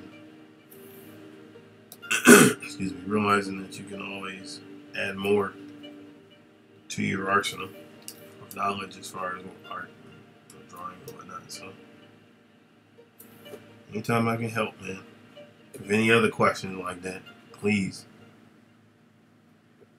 drop it in the chat, and I'll do my best. So.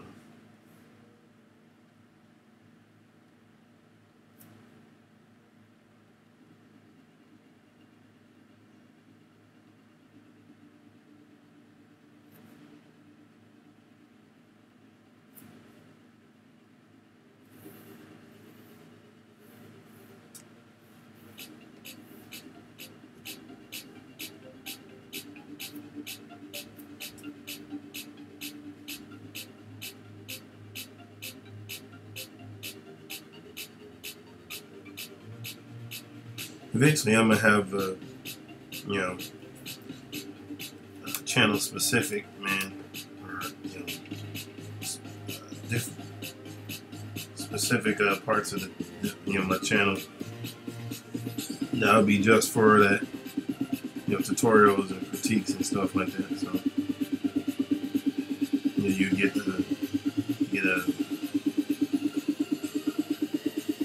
something specific to what you're wanting, and it'll be just about that. So.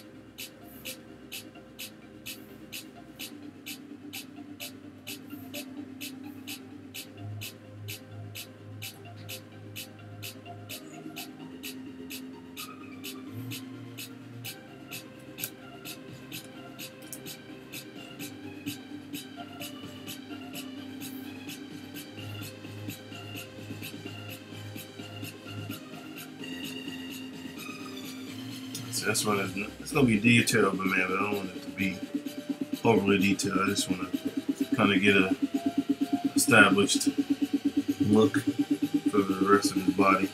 So.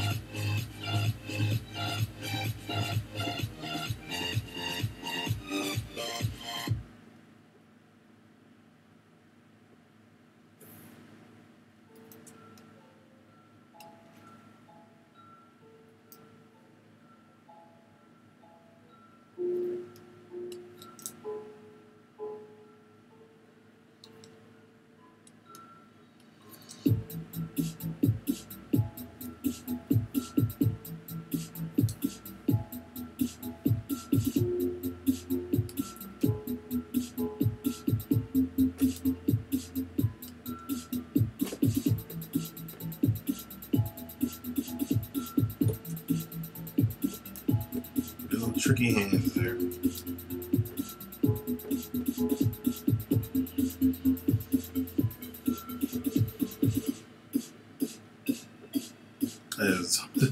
As an artist, man, you will always be working to perfect his hands and feet.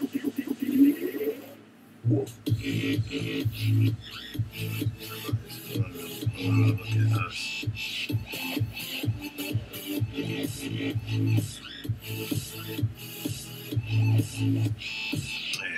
there we go.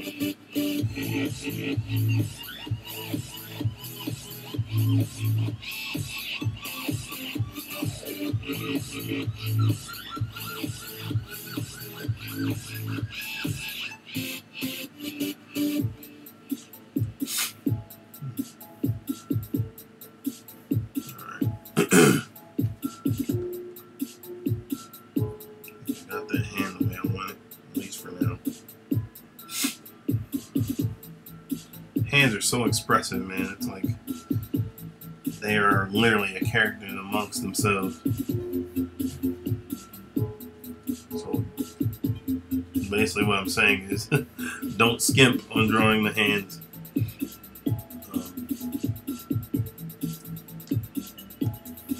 Because how you do them will, add to the character or even to take away from it, so you have to draw that thing several times till you get it the way you like it, by all means. And try to experiment, man. Like, push yourself, when drawing hands and feet and stuff like that. Don't just go the typical default. I'll just make a fist. Experiment, man. Draw hands resting, hands open. Push yourself. Push yourself.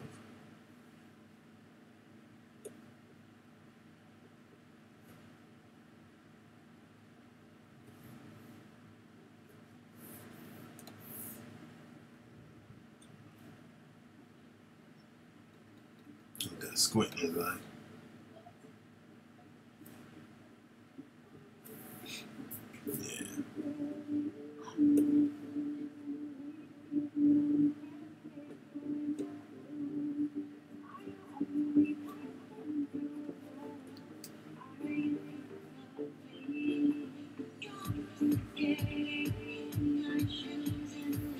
If anybody in the New York area, if you are,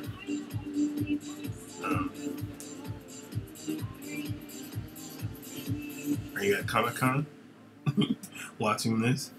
Or know somebody who is at Comic-Con? Wish I was able to go to Comic-Con this year. I like New York. I haven't been to New York Comic-Con in a long time, but definitely would love to go back.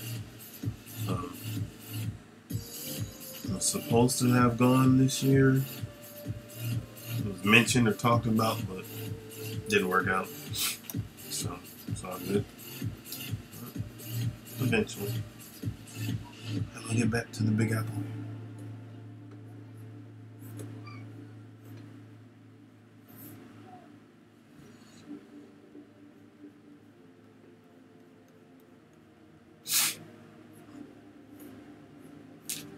Crank up the music here, guys, for you. If you're drawing while I'm drawing. So.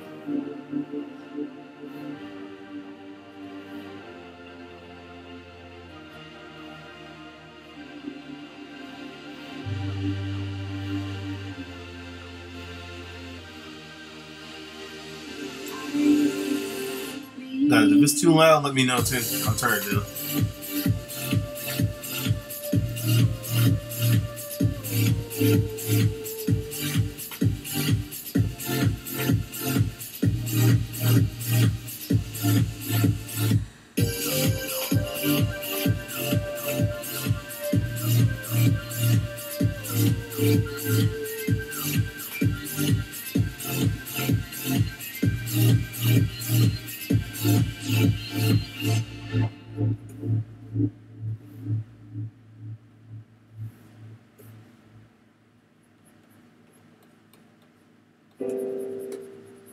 So I'm gonna do all these strands and stuff on the far shot because it's a far shot, so you don't have to see all the details.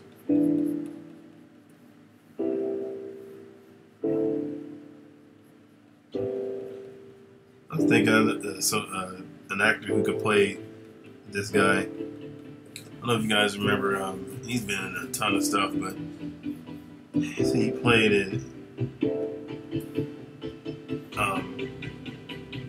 He's been in a ton of stuff, but he played in Braveheart. He played Seamus. I think that was his name. I think he would be a good fit for this character if he was younger, like him in his prime. That's kind of who in my head who I think would be a good example for this guy.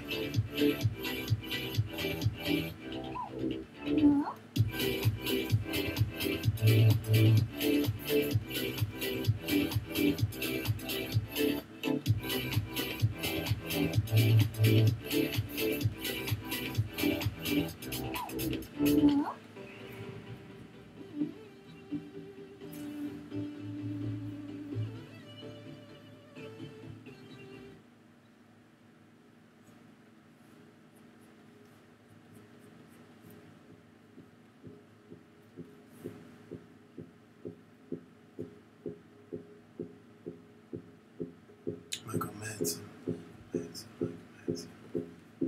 I feel like I know his name, man. I need a face though.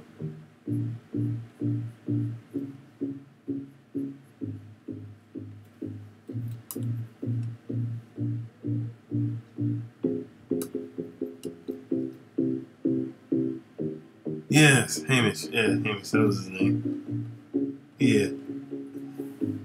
That's he kind of reminds me who would play him. I need a face for Michael Madsen, man. I know the name, but I don't think I have the face with it.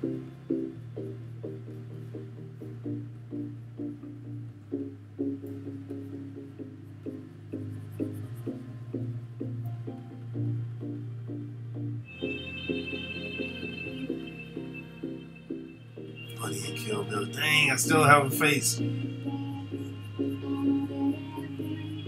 feel like I should, man. I feel like I should know what he looked like, but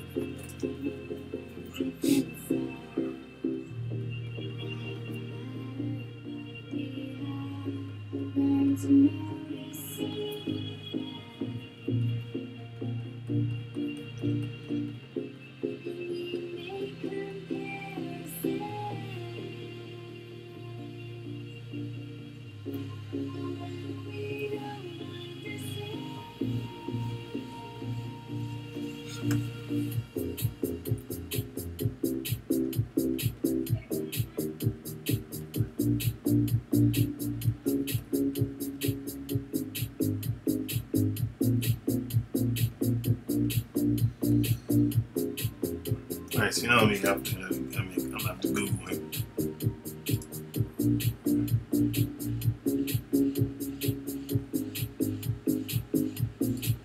Let's see here.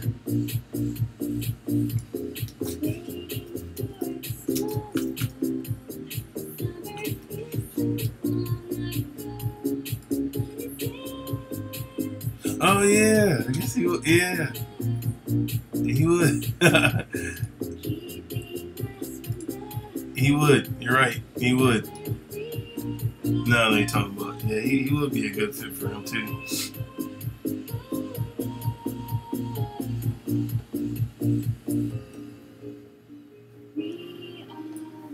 Casting call for Brand. That's awesome.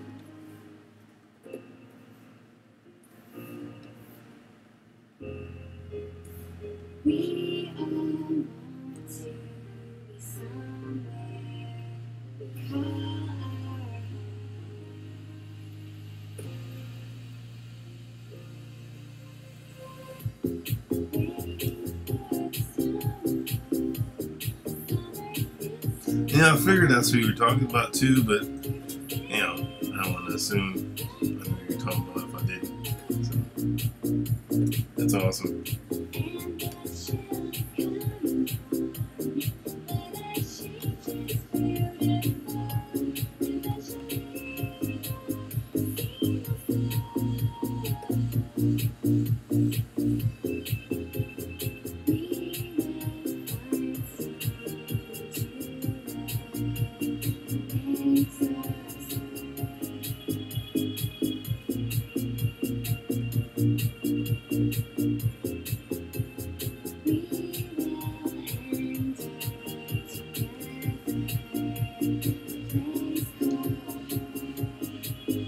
Anybody going to see Venom tomorrow? I think it comes out tomorrow.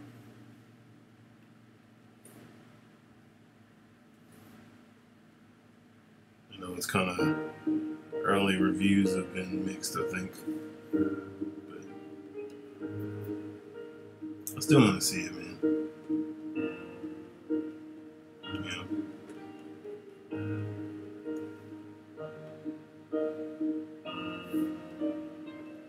I'm kind of pulling for it, man. I'm hoping it's good, but I don't know. It is still Sony. Yeah, me too. Wolverine. I do too, man. It's I think it helps because it brings personality to the character too. Like if you're just like, yeah, man, that would be awesome if Scarlett Johansson played this character. So I mean, you know, kind of how she would be. So you're like, oh man, yeah, that's perfect. So it's almost like a director cast, like it is a director casting for a movie. It's like, oh yeah, man, make sure this is like this and this is like that. So yeah, I think it's important to do that too.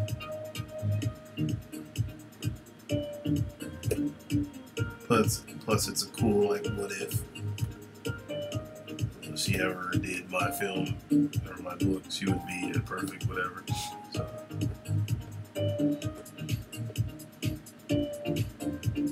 makes the creative process even more enjoyable. Yeah, I mean, I always wondered. I'm curious how they're gonna do that because Venom even looks the way he does because he merged with Spider-Man. You know, at least was the initial concept behind him. I mean, he took traits of Peter Parker. Hey Gus, how you doing, man? He took traits of Peter Parker and basically became his own being. So I don't know, man. I don't know how they. I was kind of curious, like, okay, since, or if they're gonna even mention Spider-Man, why does he look the way he does? If there is no Peter Parker in this universe, if this is a standalone Venom movie.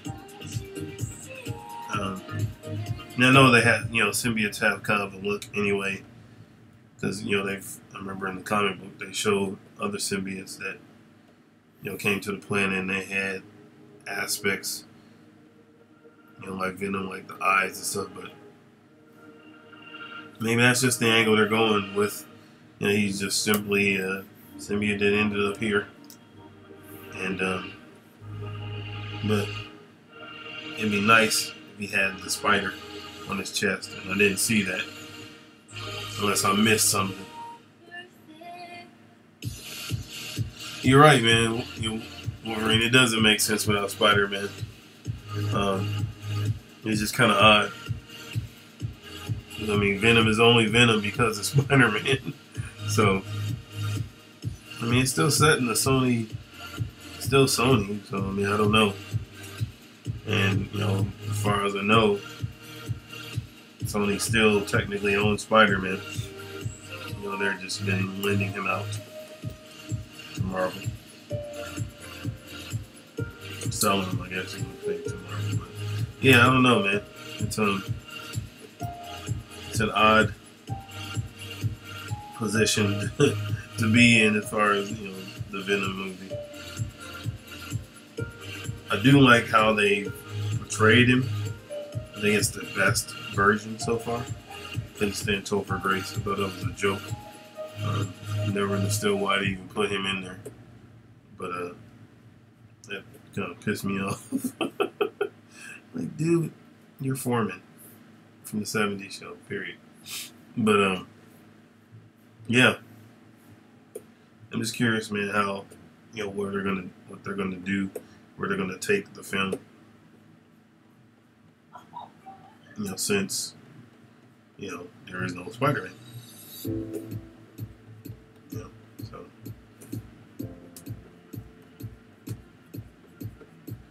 honestly, man, I kind of hope it does well, because I want to see Carnage. Dude, Carnage in the cinema, dude, nuts. Freaking awesome. Cletus Cassidy.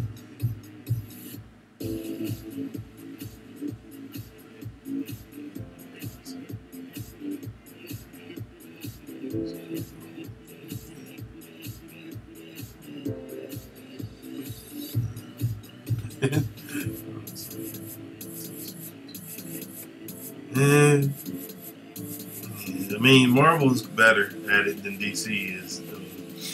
DC, man, I don't know, man. I'm a DC fan. You know, I've been a Superman fan for Superman and DC for as long as I can remember, man. So, you know, what's been happening in the movies and stuff has been a heartbreaker. You know, folk don't know what they want to do, and sometimes in and sometimes out, and then he's not Superman or Batman. Now I heard somewhere that Ben Affleck is supposed to be Batman again. The rumor. So I don't know. It'd be cool, honestly, seeing him in the Justice League movie, in just that opening scene where you got a glimpse at what Gotham looked like. You know, Affleck's Batman's Gotham. I was actually interested to see more, man. I'm like, man, I actually want to see more of this. He looked cool. You know, the animations were pretty dope. I want to see more. I was interested, and then found out that, you know, he may or may not be in it again. I was like, man. So I don't know. Who knows? Yeah, I heard they were trying to build rather than doing the extended universe. I heard they were trying to really build around Batman's character in his universe, which makes sense. You know, it's kind of like what they did with Iron Man. Start with him, and maybe that'd be DC's kind of reboot to fix everything. But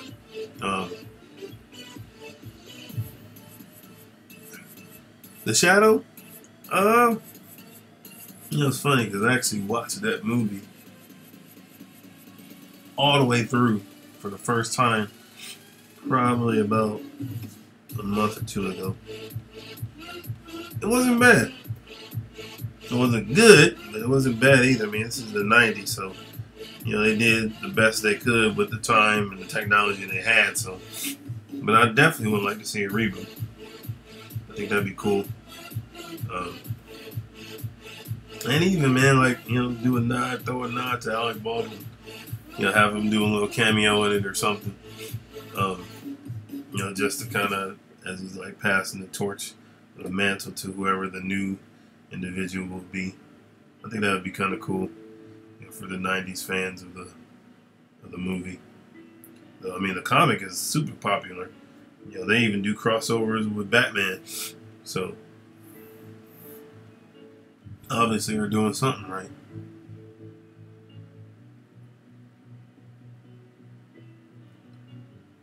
Yeah, they are bad.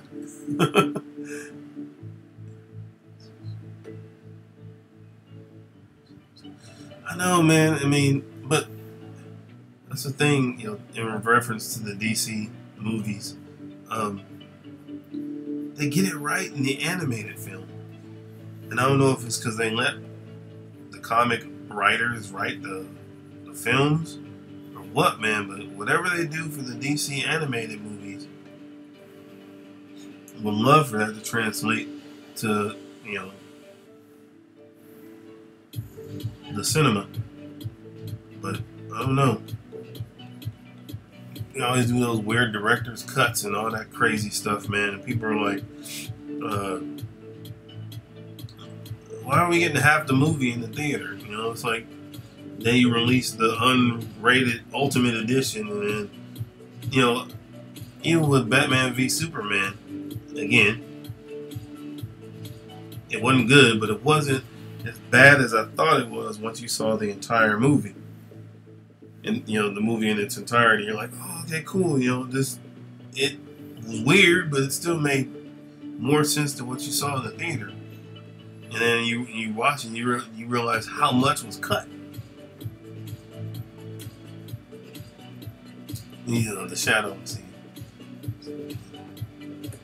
Yeah, I mean, I said, the shadow was the 90s, man. It was 90s animation, 90s excitement, 90s effects. I mean, for what they had, I mean, it was an ambitious movie. And I think it did what it needed to. But I definitely would like to see a reboot. I like those obscure characters, man, and kind of those characters that, throw nods to the noir days. The classic heroes.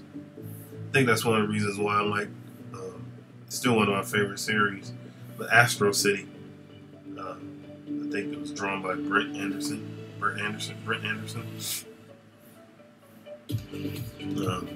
Because the characters are obscure enough, man, and you're like, who is this? But then you're like intrigued because of the way they look. It's like, oh, but, they look awesome. I think that's one of the reasons why I like The Watchmen so much too.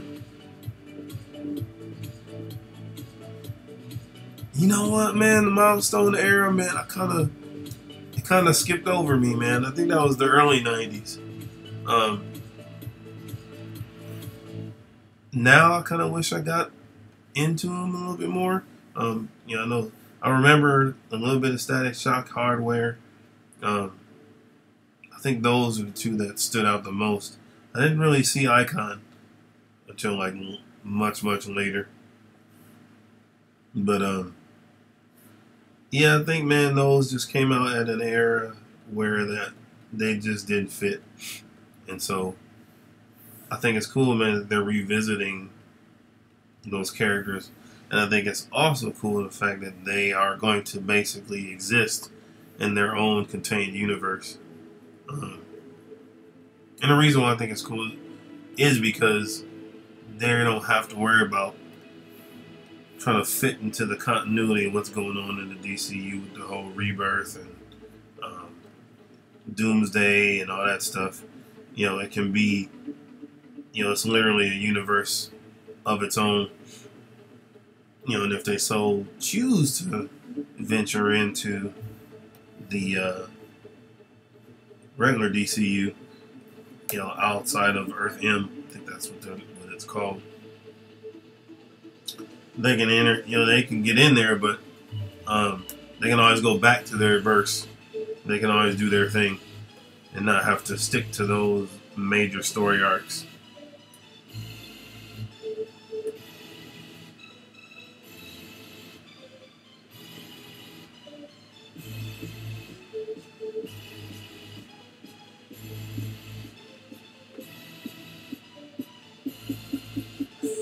Dark Knight Returns. I actually like Dark Knight Returns, but you're referring to Heath Ledger's Joker. Yeah, I actually like that. I like to hear fan theories about Batman, man. I always tell people that Batman is he is mentally. I think he's fractured, man. He is mentally fractured, but the way he coped with it is kind of creating his own checks and balance system. And as long as he doesn't supersede those that would take him over the edge, in his mind, it makes sense, you know. But yeah, I'm a Superman fan anyway, man. Oh, you said, oh, the comic? Oh, okay. But yeah.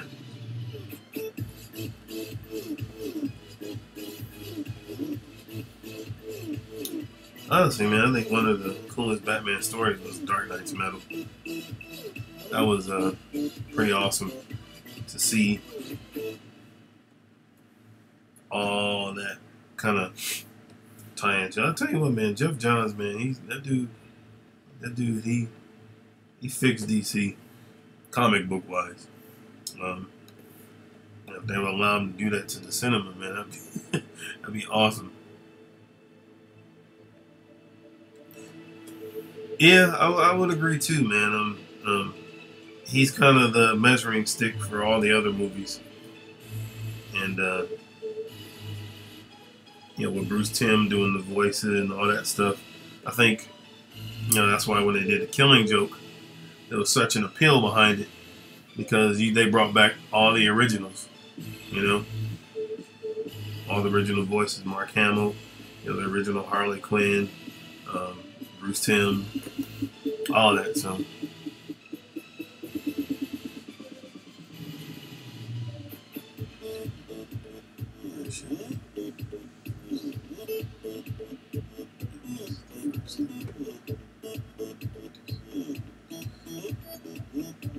yeah, honestly, though, man. I mean, everybody talks about how dark the DCU is.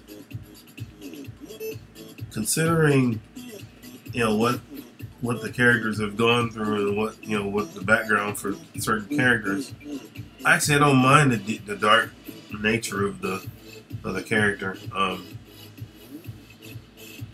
especially Batman. I think he's the perfect contrast to Superman, which is why I think it works so well, their interaction with each other. Deanna's kind of like the medium, middle ground individual to kind of be, she can be dark and light, so she's the balance of those two. But I don't mind the darker DC, man. Batman, I think is supposed to be gritty and grimy, and having it bright. That's why I love kind of what Frank Miller did with Dark Knight Returns. And then the Killing Joke, it put those characters, man, in a whole different spectrum. It's like, okay, this is probably how Batman would be, And then of course they changed his outfit. They changed it from that blue that he wore to the black, the grays, and that tone of Batman. You got rid of the yellow symbol, and created a the gray, solid gray on black, or black on gray symbol, which I thought was pretty awesome. So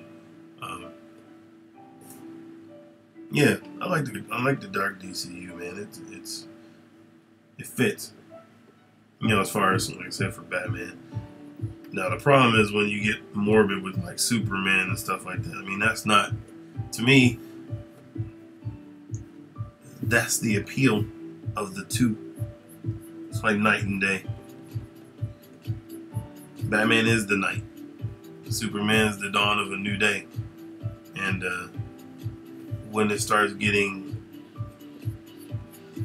when Superman starts becoming brutish and mopey or dark and intense, man, it's just kind of like, I get it, man. It's like, that's not Superman, dude.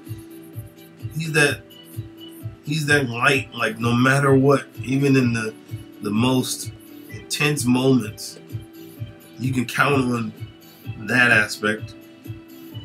Superman will be the light. He'll shine, he'll be the way, kind of thing.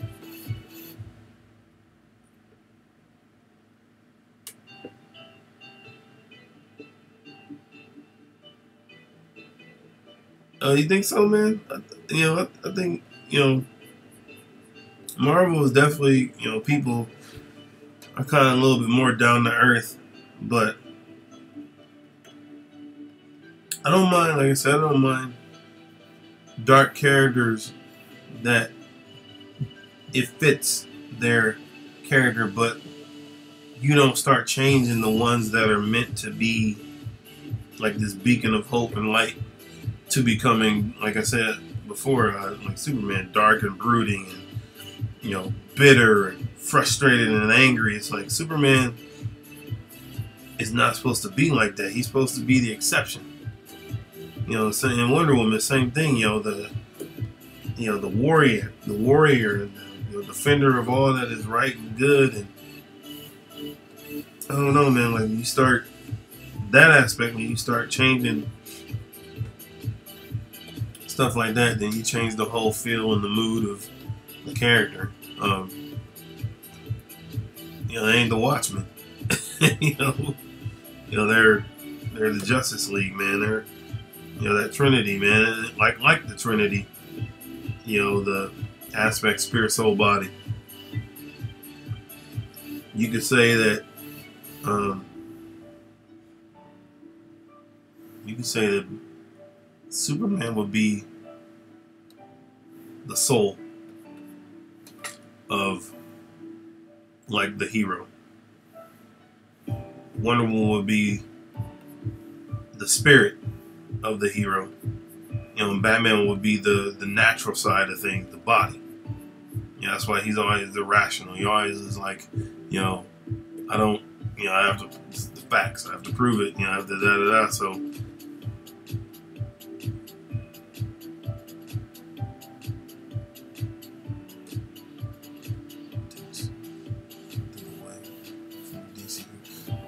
Well, I mean, it's like if you do it like I was saying, like stay with those aspects. Like I said, Superman the spirit, Wonder Woman the soul, and then Superman the soul of DCU, Batman the body, and then Wonder Woman is the spirit. Fighting spirit, of the hero, of what a hero is. If you keep them there, you can throw them in any type of scenario. End of the world, crisis, all of that. But as long as they stay at their core, those different attributes and those different aspects, I think they'll always thrive, they'll always excel.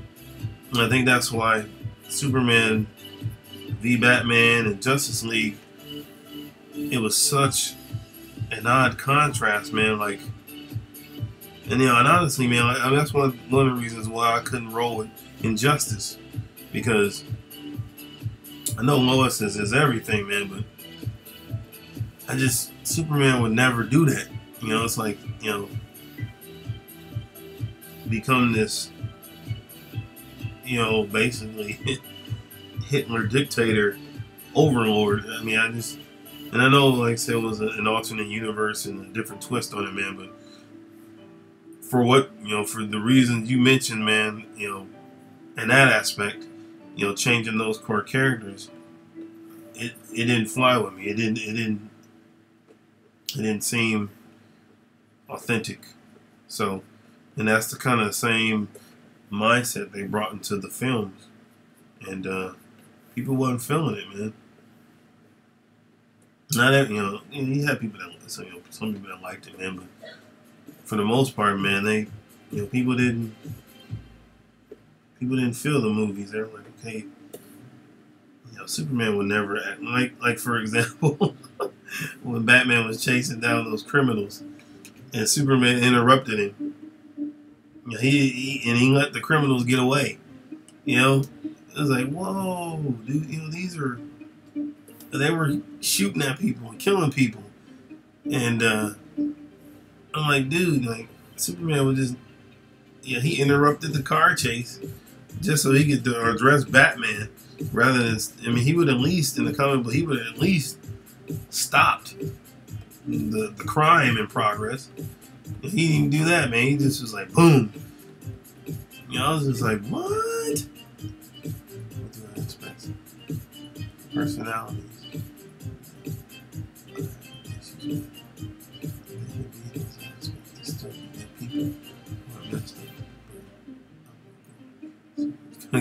Yeah. I mean, I said, I mean, I like the, but I think we're kind of saying the same thing, Wolverine, as far as like them. He's still a hero. Batman is still a hero. You know, at his core. At the end of the day, they still should be heroes, and not where it's like, dude, like, what do you say? You one bad day away from being the Joker, kind of thing. It's like, yeah, but he's Batman. You know, it's like, and I think that turmoil that he has in him is what makes Batman such an appealing character, because he, through it all, still maintains this code that he'll never kill, you know, kind of thing. So, which why it works with him and Superman, because they are literally two sides of the same coin. So, yeah, I don't have issues with the, you know, them having, you know, intense backgrounds and, you know, trying to cope with loss and all that stuff. As long as, like I said, you don't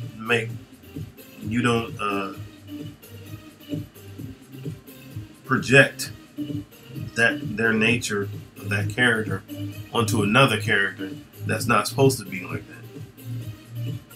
You know, whereas like Superman, all of a sudden he doesn't care about what's going on.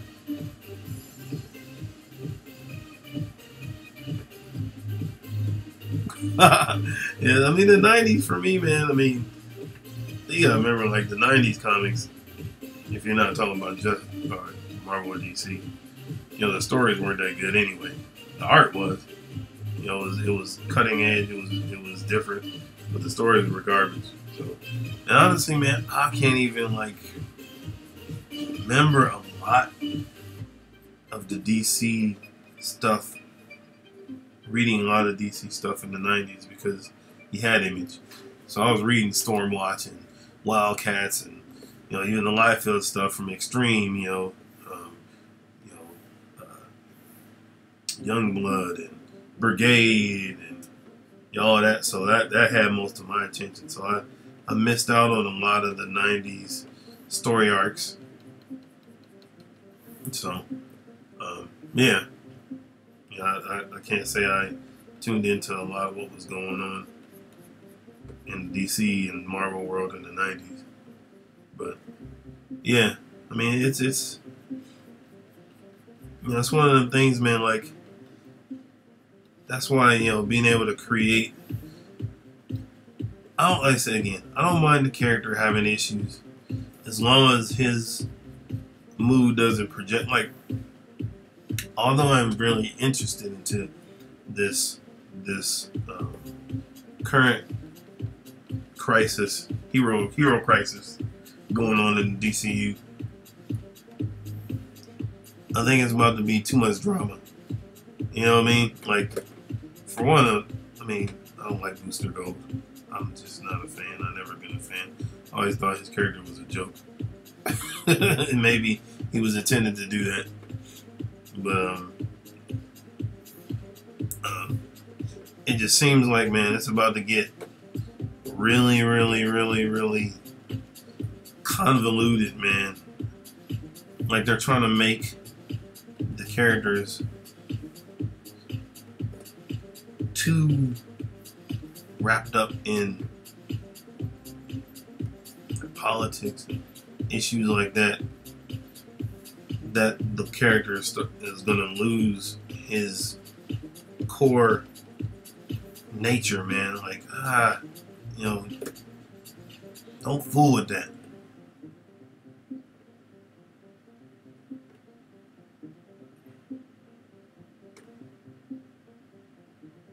Yeah, he is new. He is a new character. I mean, he's He's a weird fan favorite for a lot of people. But yeah, I'm not I can't do Booster Gold. He's a joke. Forever and a day. But he's popular. For some reason. People love Booster Gold. But yeah, I think that Hero in Crisis, man, they're about to pull people out of context, man, and that's, to me, that causes issues. It's just still makes Superman be Superman. He should be the naive kind of Boy Scout, but the benefit of the doubt, Mr. Optimistic.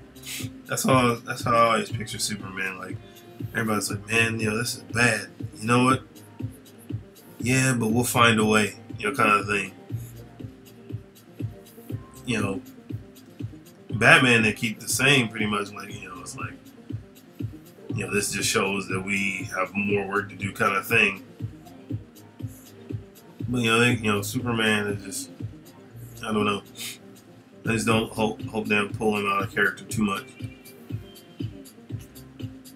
Otherwise, I think they'll lose some people. What are you doing with Superman? Why is he like all mopey? That's one of the things that they mentioned with him in Justice League and Batman vs Superman. He was like really mopey and just angry and frustrated, and it's like, oh wow, emo Superman. Right next to emo Flash. It's like perfect. Yay. That's not Superman, but hey, whatever. Oh, I know, I'm just a fan. So, yeah. We'll see. That's what comics, man, it's like, it's always a happy medium, man, with trying to tell a good story and at the same time keeping the integrity of the character. I don't mind, man, putting some current event stuff that's going on in the world right now in the comic books, because comics have a voice for that. That's what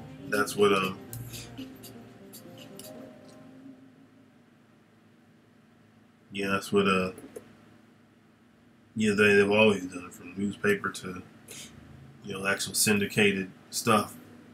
But I don't think it should be politically driven to the point where, or politically or current events driven to the point where it's just like, dude, this is drama. Oh my gosh, let's just read the story. See Superman save the day. See Batman, catch the criminals and stuff. I don't want to deal with Superman goes to Washington. Kind of thing. It's like,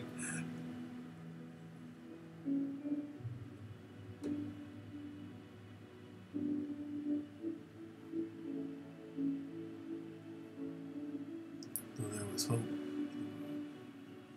Yeah, it's but that's the thing about Batman. He was never meant to be like that character. That's what I'm saying. As long as they keep that integrity of Batman, like, I think it started, they kind of messed things up, man, when they introduced, his true feeling for Catwoman. Because Batman is like,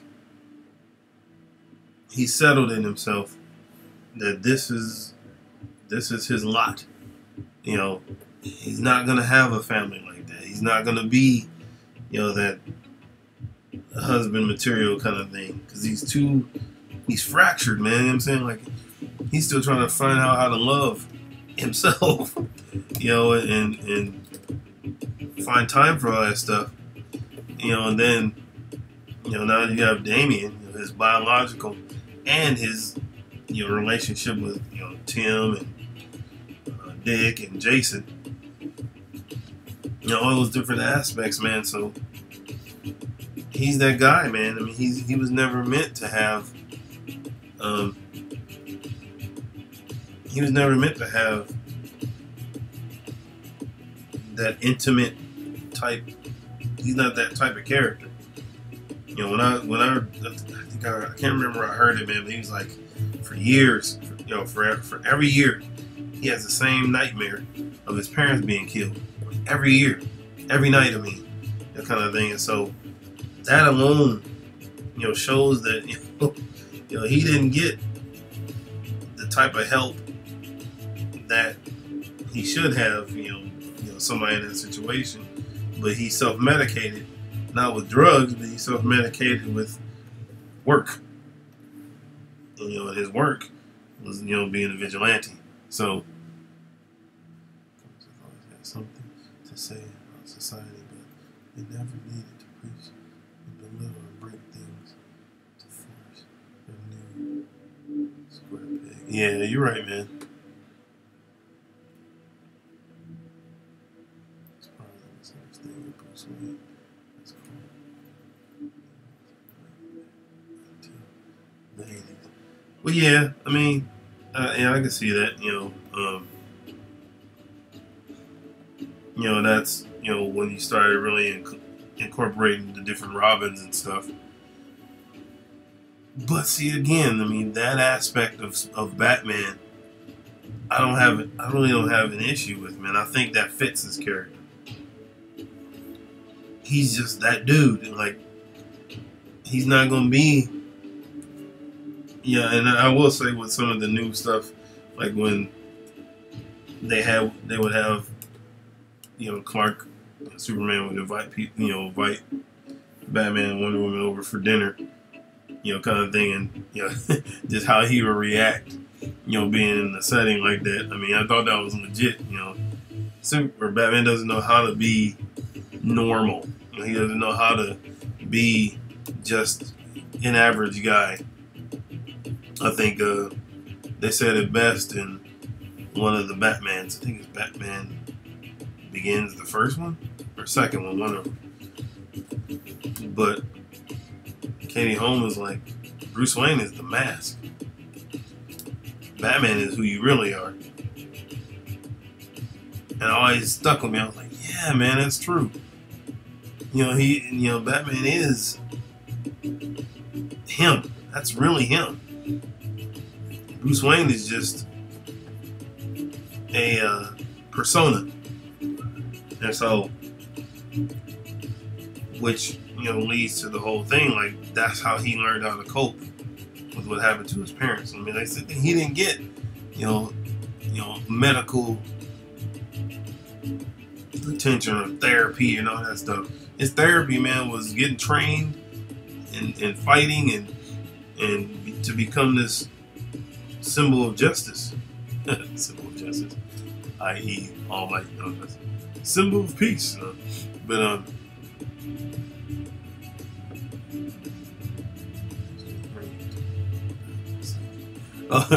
thanks, man. I mean, that's I think somebody actually did a show about it.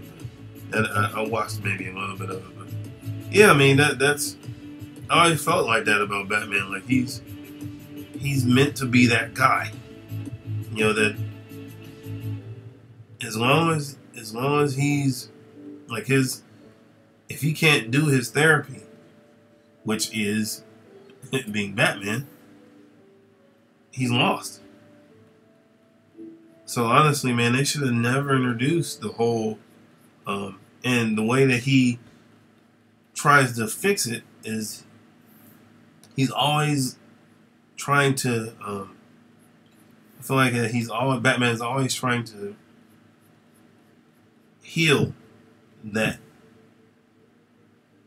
kid of who he was, which is why he he takes in Robin and Tim and even Barbara, and Dick, and now his own son Damien, so it's like it's constantly almost like a loop of, okay, well, maybe I can fix myself. Okay, well, maybe I can fix myself. Okay, well, maybe I can, and so he keeps trying to do it. But if you look at it, with the exception of Tim, or not Tim, but with the exception of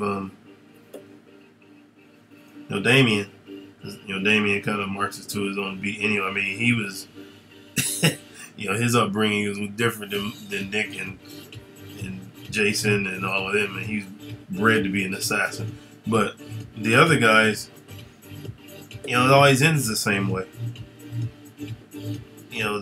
They care for Batman as like a father figure, but at the same time, Dick and Tim and Jason don't want to be him. It's like, I admire the things that he's helped me. So it's like, it always ends the same. He tries to fix him. He tries to fix that 10-year-old boy, who he was, by medicating the same way he's always done it. Physical therapy, physical fitness, working out, becoming a symbol of fear against those that would oppress the right and the just. But that's all he knows, and so it always ends the same way. Yeah, they are fun. Yeah, they are. See, I get the angle, but I feel that this is there.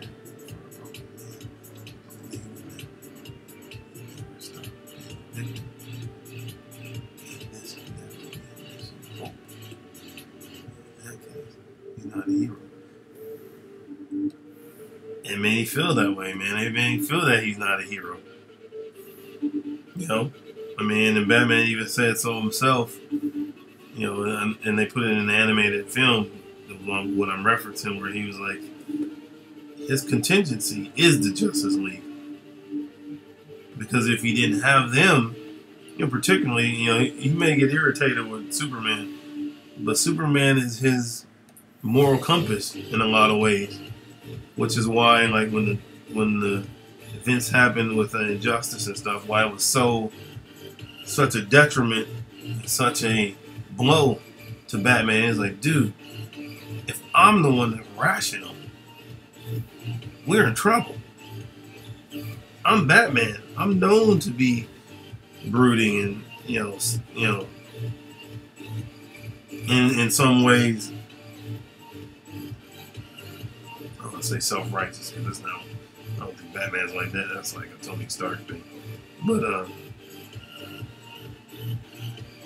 and he's like, man, if I'm the guy that's trying to talk to you, Superman, about being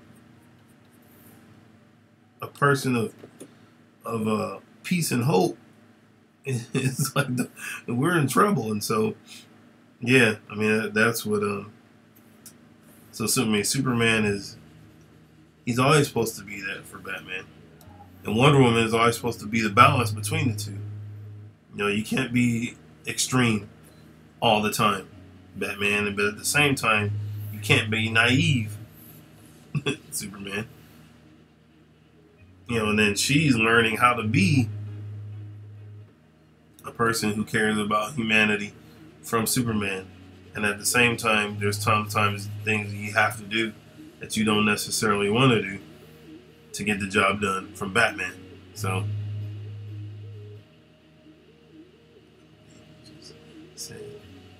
keeps trying the same thing. Hey, which leads to the point of with him and Joker. Joker's like, dude, we're the same. You need me and I need you. Because Joker does the same thing over and over and over. And seeing Joker's kind of like, he's kind of like the comedian. The comedian says, that's the joke. It's the fact that people think nothing, they think everything is roses and everything is is legit and everything is okay. That's the joke of it all, because it's really not. You know, kind of thing. I remember somebody said, you know, that they think the Joker is like hyper. He has hyper realism or hyper. How did they put it? Like he's super aware that the world that he lives in is created by the artist. I think that's how they put it. So he's hyper aware that the world he lives in is not real, which is why the Joker kills indiscriminately, because he's like, don't you understand? We're just characters. We're not even real, you know, kind of thing. You know, which is why sometimes he'll break the fourth wall, you know, and address the reader. Not unlike Deadpool, you know. It's like, y'all don't understand. We're just created characters. Like, so killing you, I mean, you'll be back. Nobody ever stays dead. You know, this is Joker's mindset, you know. Why are you all frustrated about it? Come on. I'll be back in a month, you know, kind of thing. So, but in that, man, I mean, he tries to do the same thing over and over again, and he always gets the same result. And I think he's aware of that too. So, yeah. So is Batman insane? You be the judge, you know. You be the judge.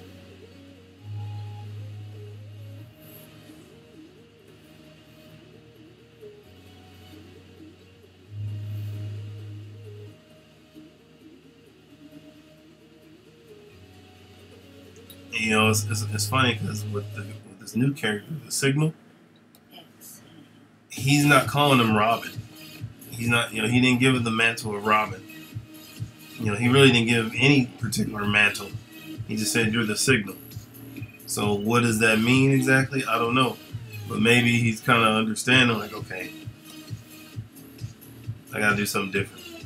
You know, this is, you know, he could easily become another Robin. But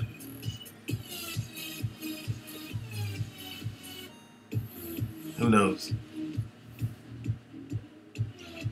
They say, yeah, and that's an interesting balance, but I don't know.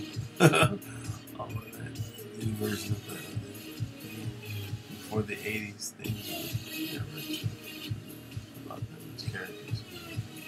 Maybe Superman. Yeah, Superman was always consistent, man, until the New 52.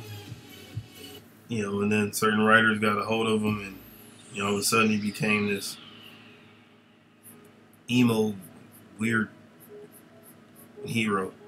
And it's just like, he's so tired. Yeah, Kush, thanks, man. Yeah, it's, I like, you know, I don't get a chance to talk about, you know, my philosophy on like certain characters often, but, you know, at least for Batman. And all this comes out kind of like, I got a friend that's like super pro Batman. And we always throw shade toward each other because I'm total Superman. And so he's like, Batman's better, so we always create these arguments.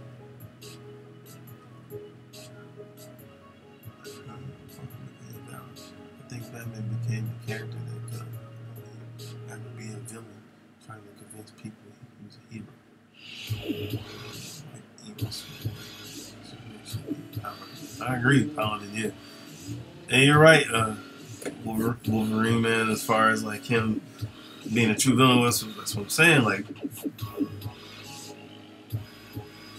you know, that begs the question, man, of like, but I mean, that kind of,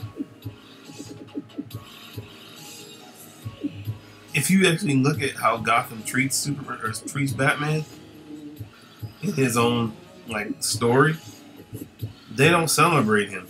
They don't celebrate Batman. Certain people do, but for the most part, man, he's not like you know, Superman flies around Metropolis, man, and people cheer. What's going on, EJ? You know, Superman flies around Metropolis, and people, you know, you got a band, and you know, he gets the key to the city. Same thing with Flash. If you really think about it, man, like the only person that truly trusts Batman is Gordon. So you're like, Batman's a hero. Well, is he? And to who? You know, to the public, yes, to a degree. But does everybody see it that way, kind of thing? You know, it's like you never see people like, yeah, Batman, yay! You know, it's like, and you know, he goes around and it's like he's changing the, you know, city, whatever. It's like, man, it's a fine line, man, between, you know, the respect that he gets. You know, of course, you know, people excuse me, you know, Bruce Wayne's name in lights, you know, kind of thing. But yeah, think about it though. You know, they don't really celebrate Batman.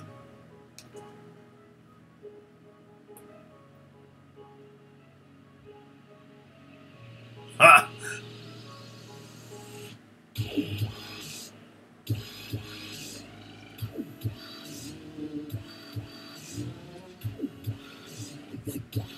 Oh my gosh, that would be crazy, bro.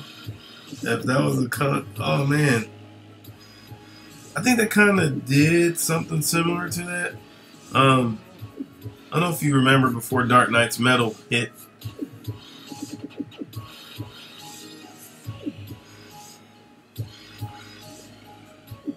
Yeah, that's what I'm saying.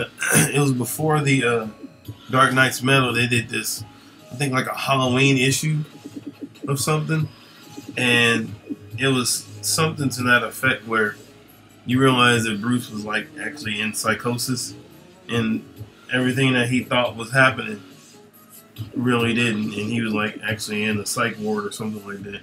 I forget what it was, but it was like a Halloween horror issue or something that DC was doing. But that is a cool concept. I actually like that.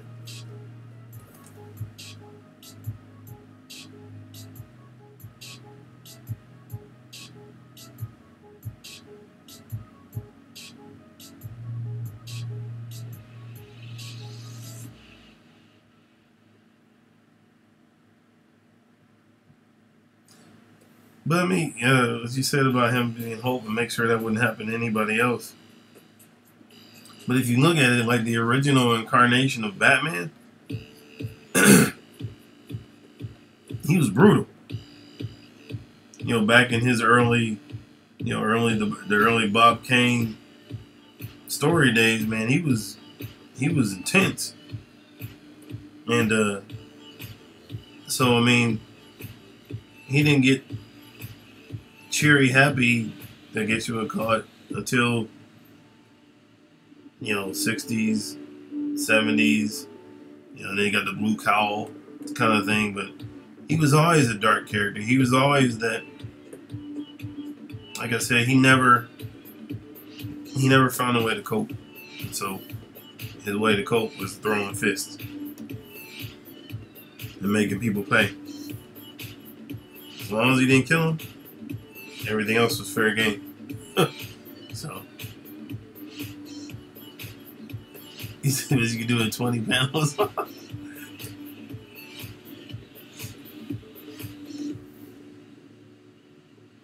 Batman is always an interesting character, man, to kind of analyze, you know. Like, yeah.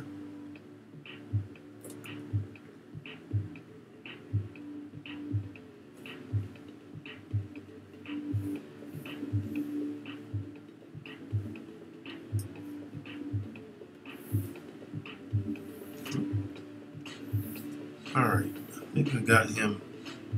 I spent a little bit more time on him than I planned. But I think the mic is in full effect here.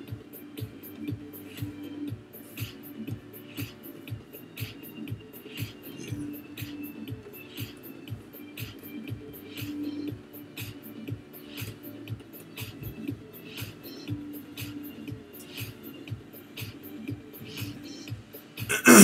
think we got Mike. I think he's good.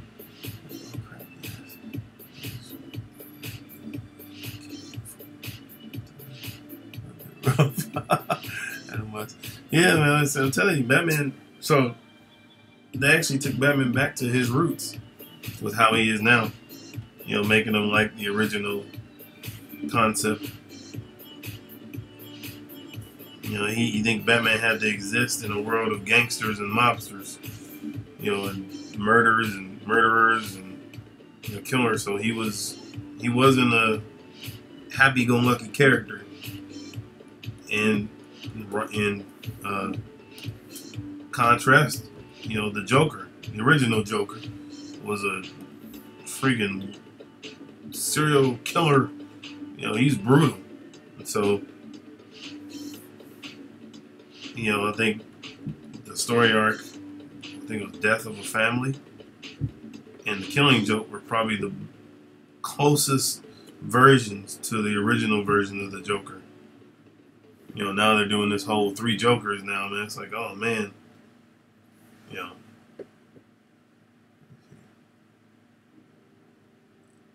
Obviously, I'm probably still 70. Yeah, I can see that, man. Like I said, that Batman, man, is definitely, you know, if you came out of the era, man. And actually, I think that one died during the end. I think at the end of one of the Crisis stories. I remember. I heard somebody say that the one from the 70s has actually died.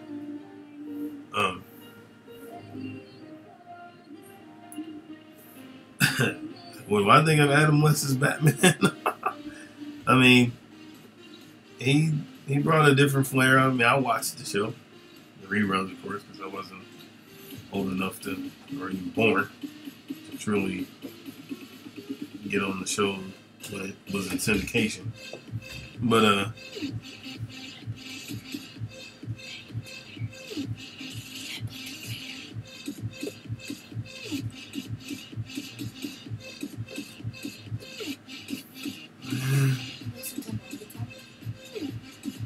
my daughter is asking if she could play Tomb Raider, Shadow of the Tomb Raider. Should I let her? Heck yeah. Chat. Should I let my You daughter? guys should all say yes because you support me. And I believe that you guys she's are politician. great. She's politician for Tomb Raider. Should I let her play Tomb Raider? You're all wonderful, beautiful, spectacular people The chat hasn't responded yet. that So. make great decisions for the well-being of others. The chat holds the pendulum. They encourage. Chat, should I let my daughter? Should I let my daughter? See, they're just talking about Batman. Nobody's talking about Tomb Raider. Should I let my daughter play Tomb Raider? Shadow of the Tomb Raider? You know, The new game? yes. See, there we go. We got one. Robin, you don't count. No. We're blessed. Blessed. Robin, you are blessed. My fan, you are blessed. Yes. Yeah, that's the daughter's right there. Great. Woo, woo. We're woo. dead in the Wolverine. audience. Whoa. Yes. Blessed. Tomb Raider is Okay. awesome. Oh, Alright. Zach. Oh, yes, fam. Yes. Yes. See, You okay. guys aren't helping. You know. We got yeses. We got yes. See, I did good in my finals, guys. A+s all around. So, I think it's deserved. Just saying. Alright. You won your case. All right. Thanks. Thanks, brother. As my daughter would say, that's a move right there. Mood. As my daughter would say. I want to know. You're alive. Dad. Okay, so she's gonna play Tomb Raider. Okay. Thanks, guys. Thanks, guys. She's grateful.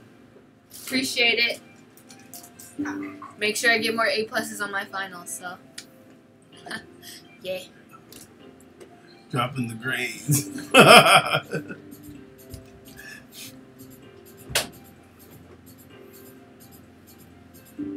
Kids, gotta love them. Yeah, she's definitely a gamer, man. They've been going hard for school though, man. They've been doing what's necessary, man. So I'm proud of all of them. So they do get a reward. So thank you for your input, family. Is it the 1995 version, man? If I let them play the 95 version, man, they would roast me. They were like, "What is this, Dad?" But this was Tomb Raider. Her weird build, weird body mold. It's funny.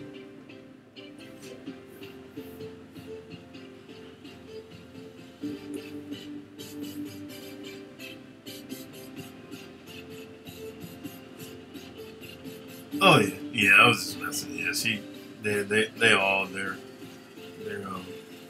they work hard, man. See, this is their first time actually in, I guess you want to say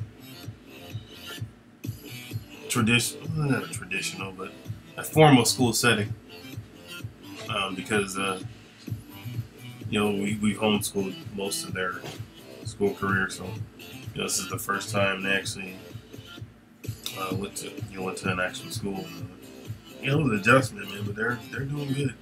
They already had the foundation. My wife did an awesome job putting into them, the necessary tools to study and all that stuff. So now it's just executing it, man.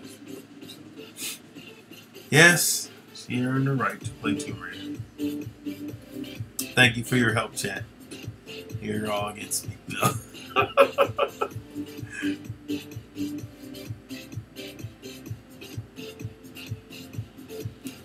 Yes, it did. I agree, man. 100%. Homeschool was a lifesaver for them. So, not for everybody, man. I mean, it takes a lot of time. And my wife threw everything she had into them. And, I got an awesome wife, man. She's my car Wonder Woman. She is like a Wonder Woman for me. And keeps me on my toes. Keeps me grinding, man. That's why I do what I do.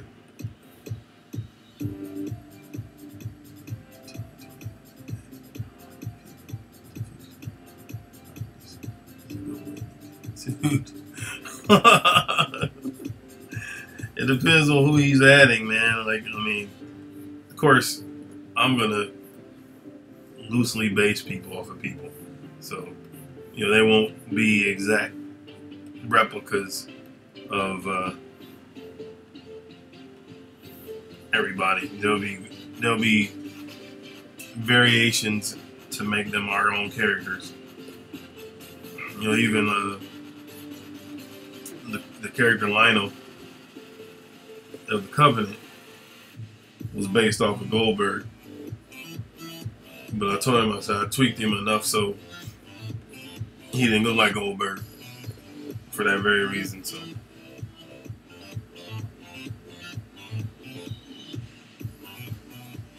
yeah, EJ is a beast.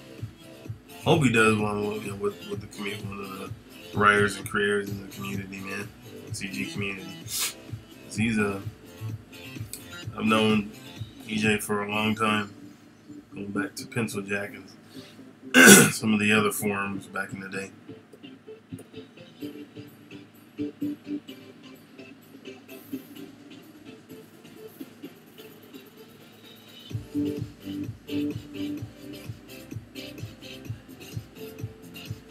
Yeah, he had permission to do that one though.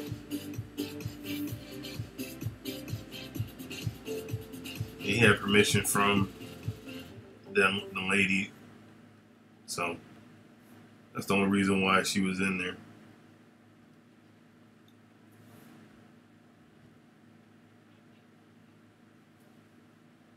Otherwise, I'm sure he wouldn't have added her for that very reason. But yeah, she gave him the green light. Excuse me.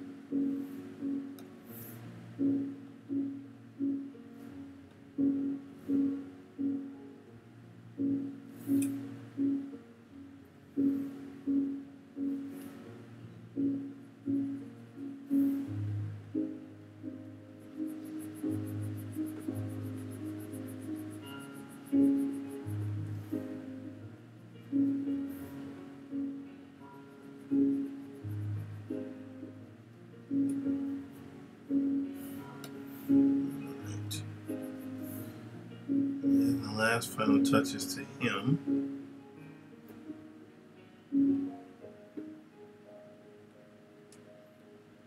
These badges, man, I'll finalize when I do the real versions. You know, just to give the just understanding that they are police officers.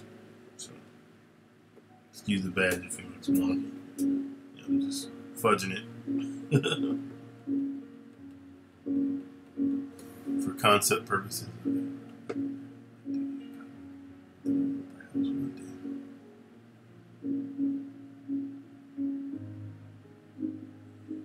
I mean, he is Kush, man. He's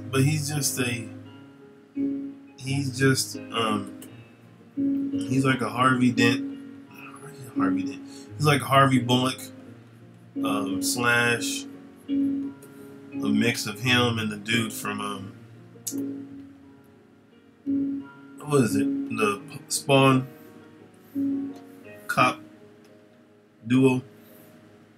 Twitch and the other dude. He's like the big guy. So, but probably with a little bit more attitude, like a Bullock. Almost, I picture him kind of like how Bullock was in the Gotham TV show. It's kind of like that.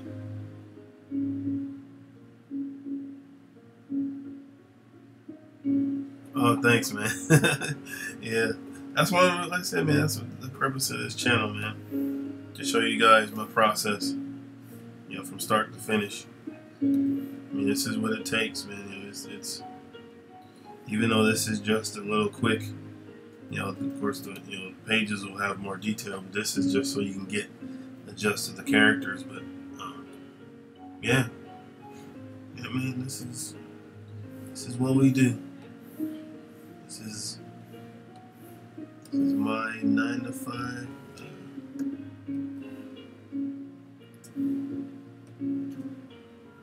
Try something.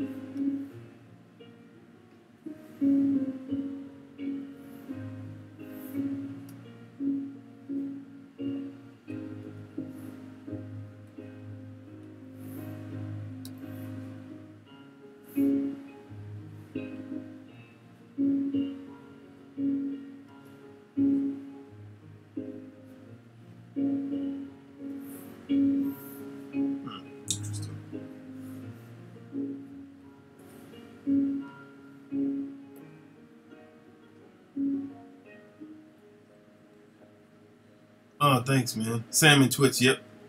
He's like Sam. And yeah, man, you should try digital, EJ, man. I think you like it.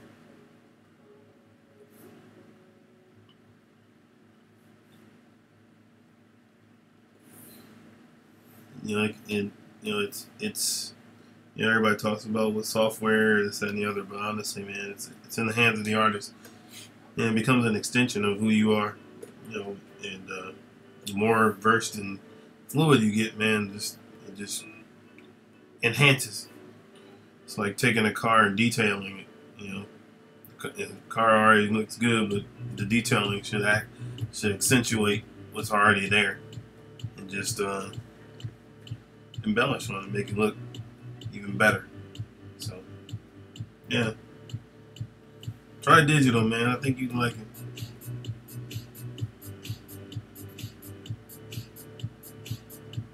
This is how we do. That's awesome. Couldn't stand it at all. Oh my gosh.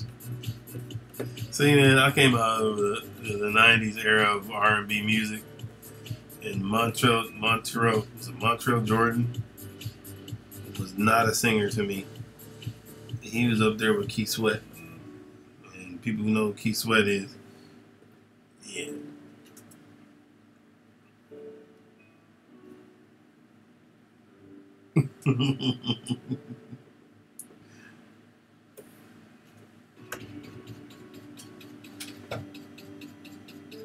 Yes, he is a smoker.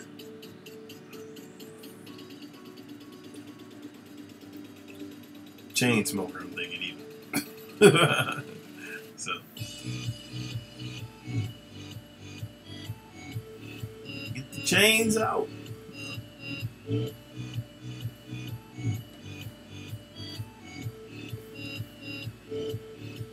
you guys, if you just joined, thank you. I appreciate it. And if you've been here for a while, thank you. I also appreciate it. Hit that like button, man. Please subscribe if you haven't already. Um, Definitely want to build the channel and build the views, and helps with all the analytics and all that good stuff. And share it, man. Share it with as many people as you can. Put it on your Twitter and let people know I'm streaming. Once I start doing it even more, you know what? I think the way you do it consistently is just do it. So, I plan on doing this tomorrow as well once I'm done with this stream. Just making it a regular thing, man, because this actually helps me focus, and it allows you guys to see what I do.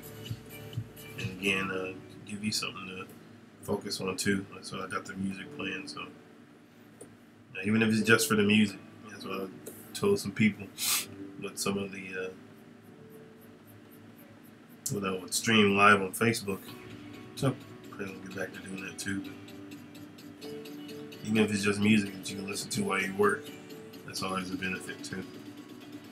So, but I really, really appreciate it if you would do that and spread the word.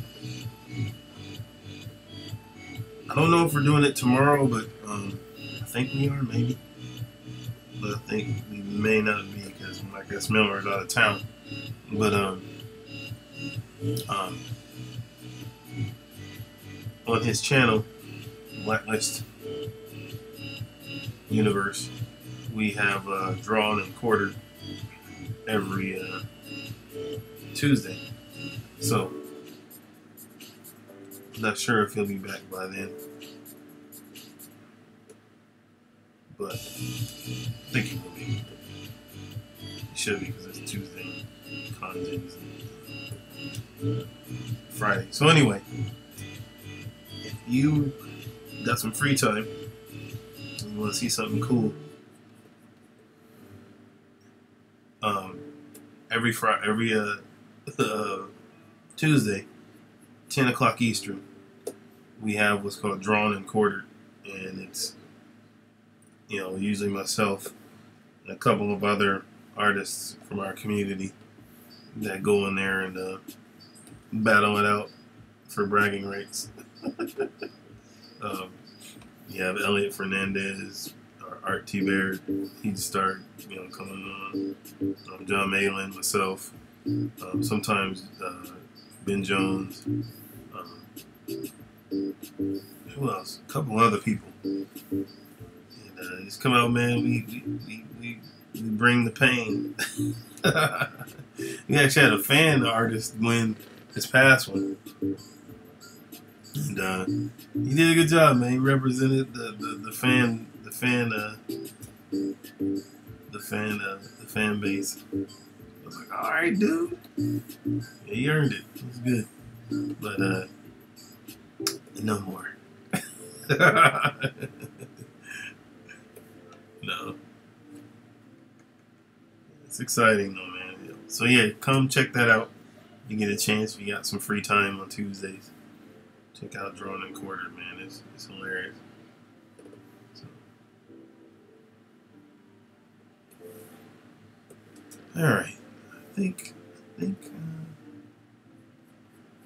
Mike's finished.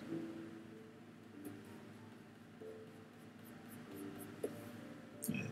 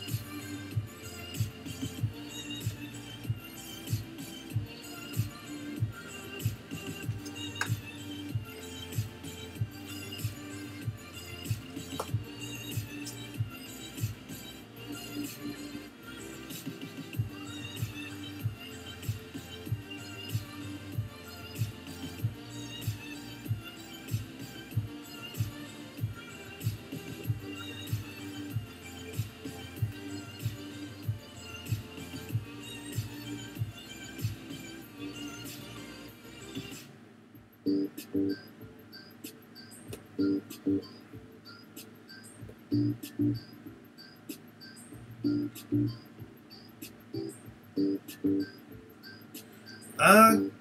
of, Robin. I kind of had. I mean, it's that's kind of, you know, the concept is kind of like the bridge work. You know, it's I kind of had, you know, him, you know, what the same with the kind of that greasy hair, and then it just kind of builds on it as you go. So sometimes when you turn off the final, it can differ a lot from what your original concept was, but that's the fun in art, man. That's the fun in creating it, man. It's always changing, always evolving, and I like the final. So, yep, there he is.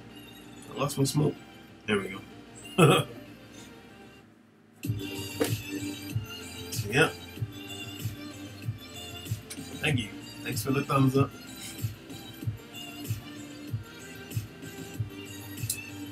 Let me see here.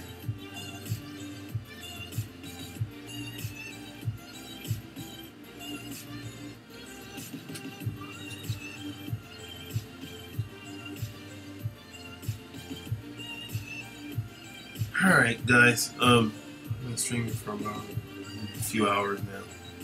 I think I'm done for today. I'll definitely be back tomorrow. I may have something already finished by the time we get on, but I'll show you guys what I did through the night. So, yeah, I'm a third shift anyway, so I'm just getting things rolling. So, but yeah, it's something here. That's one thing that you're drawing, man. You always see like, oh, let me add this. Oh shoot, let me add that little aspect.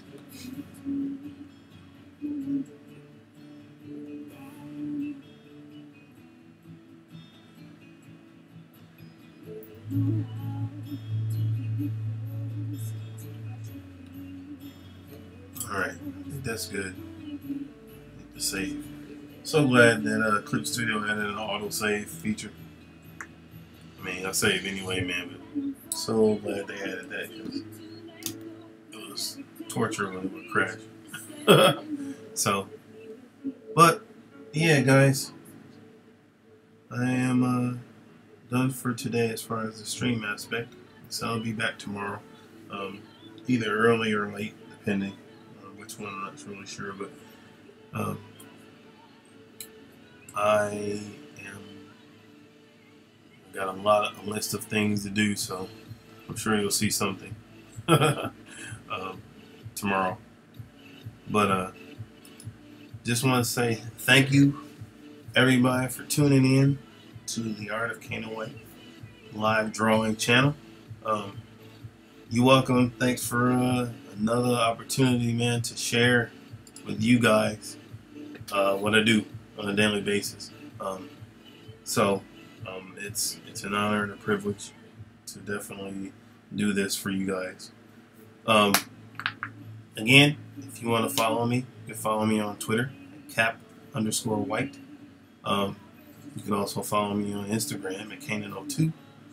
And you can follow me on Facebook at The Art of Caanan White. Those are my three primaries. And then, of course, this channel. If you haven't subscribed, please subscribe. I will be eternally grateful. And share it and hit the like button.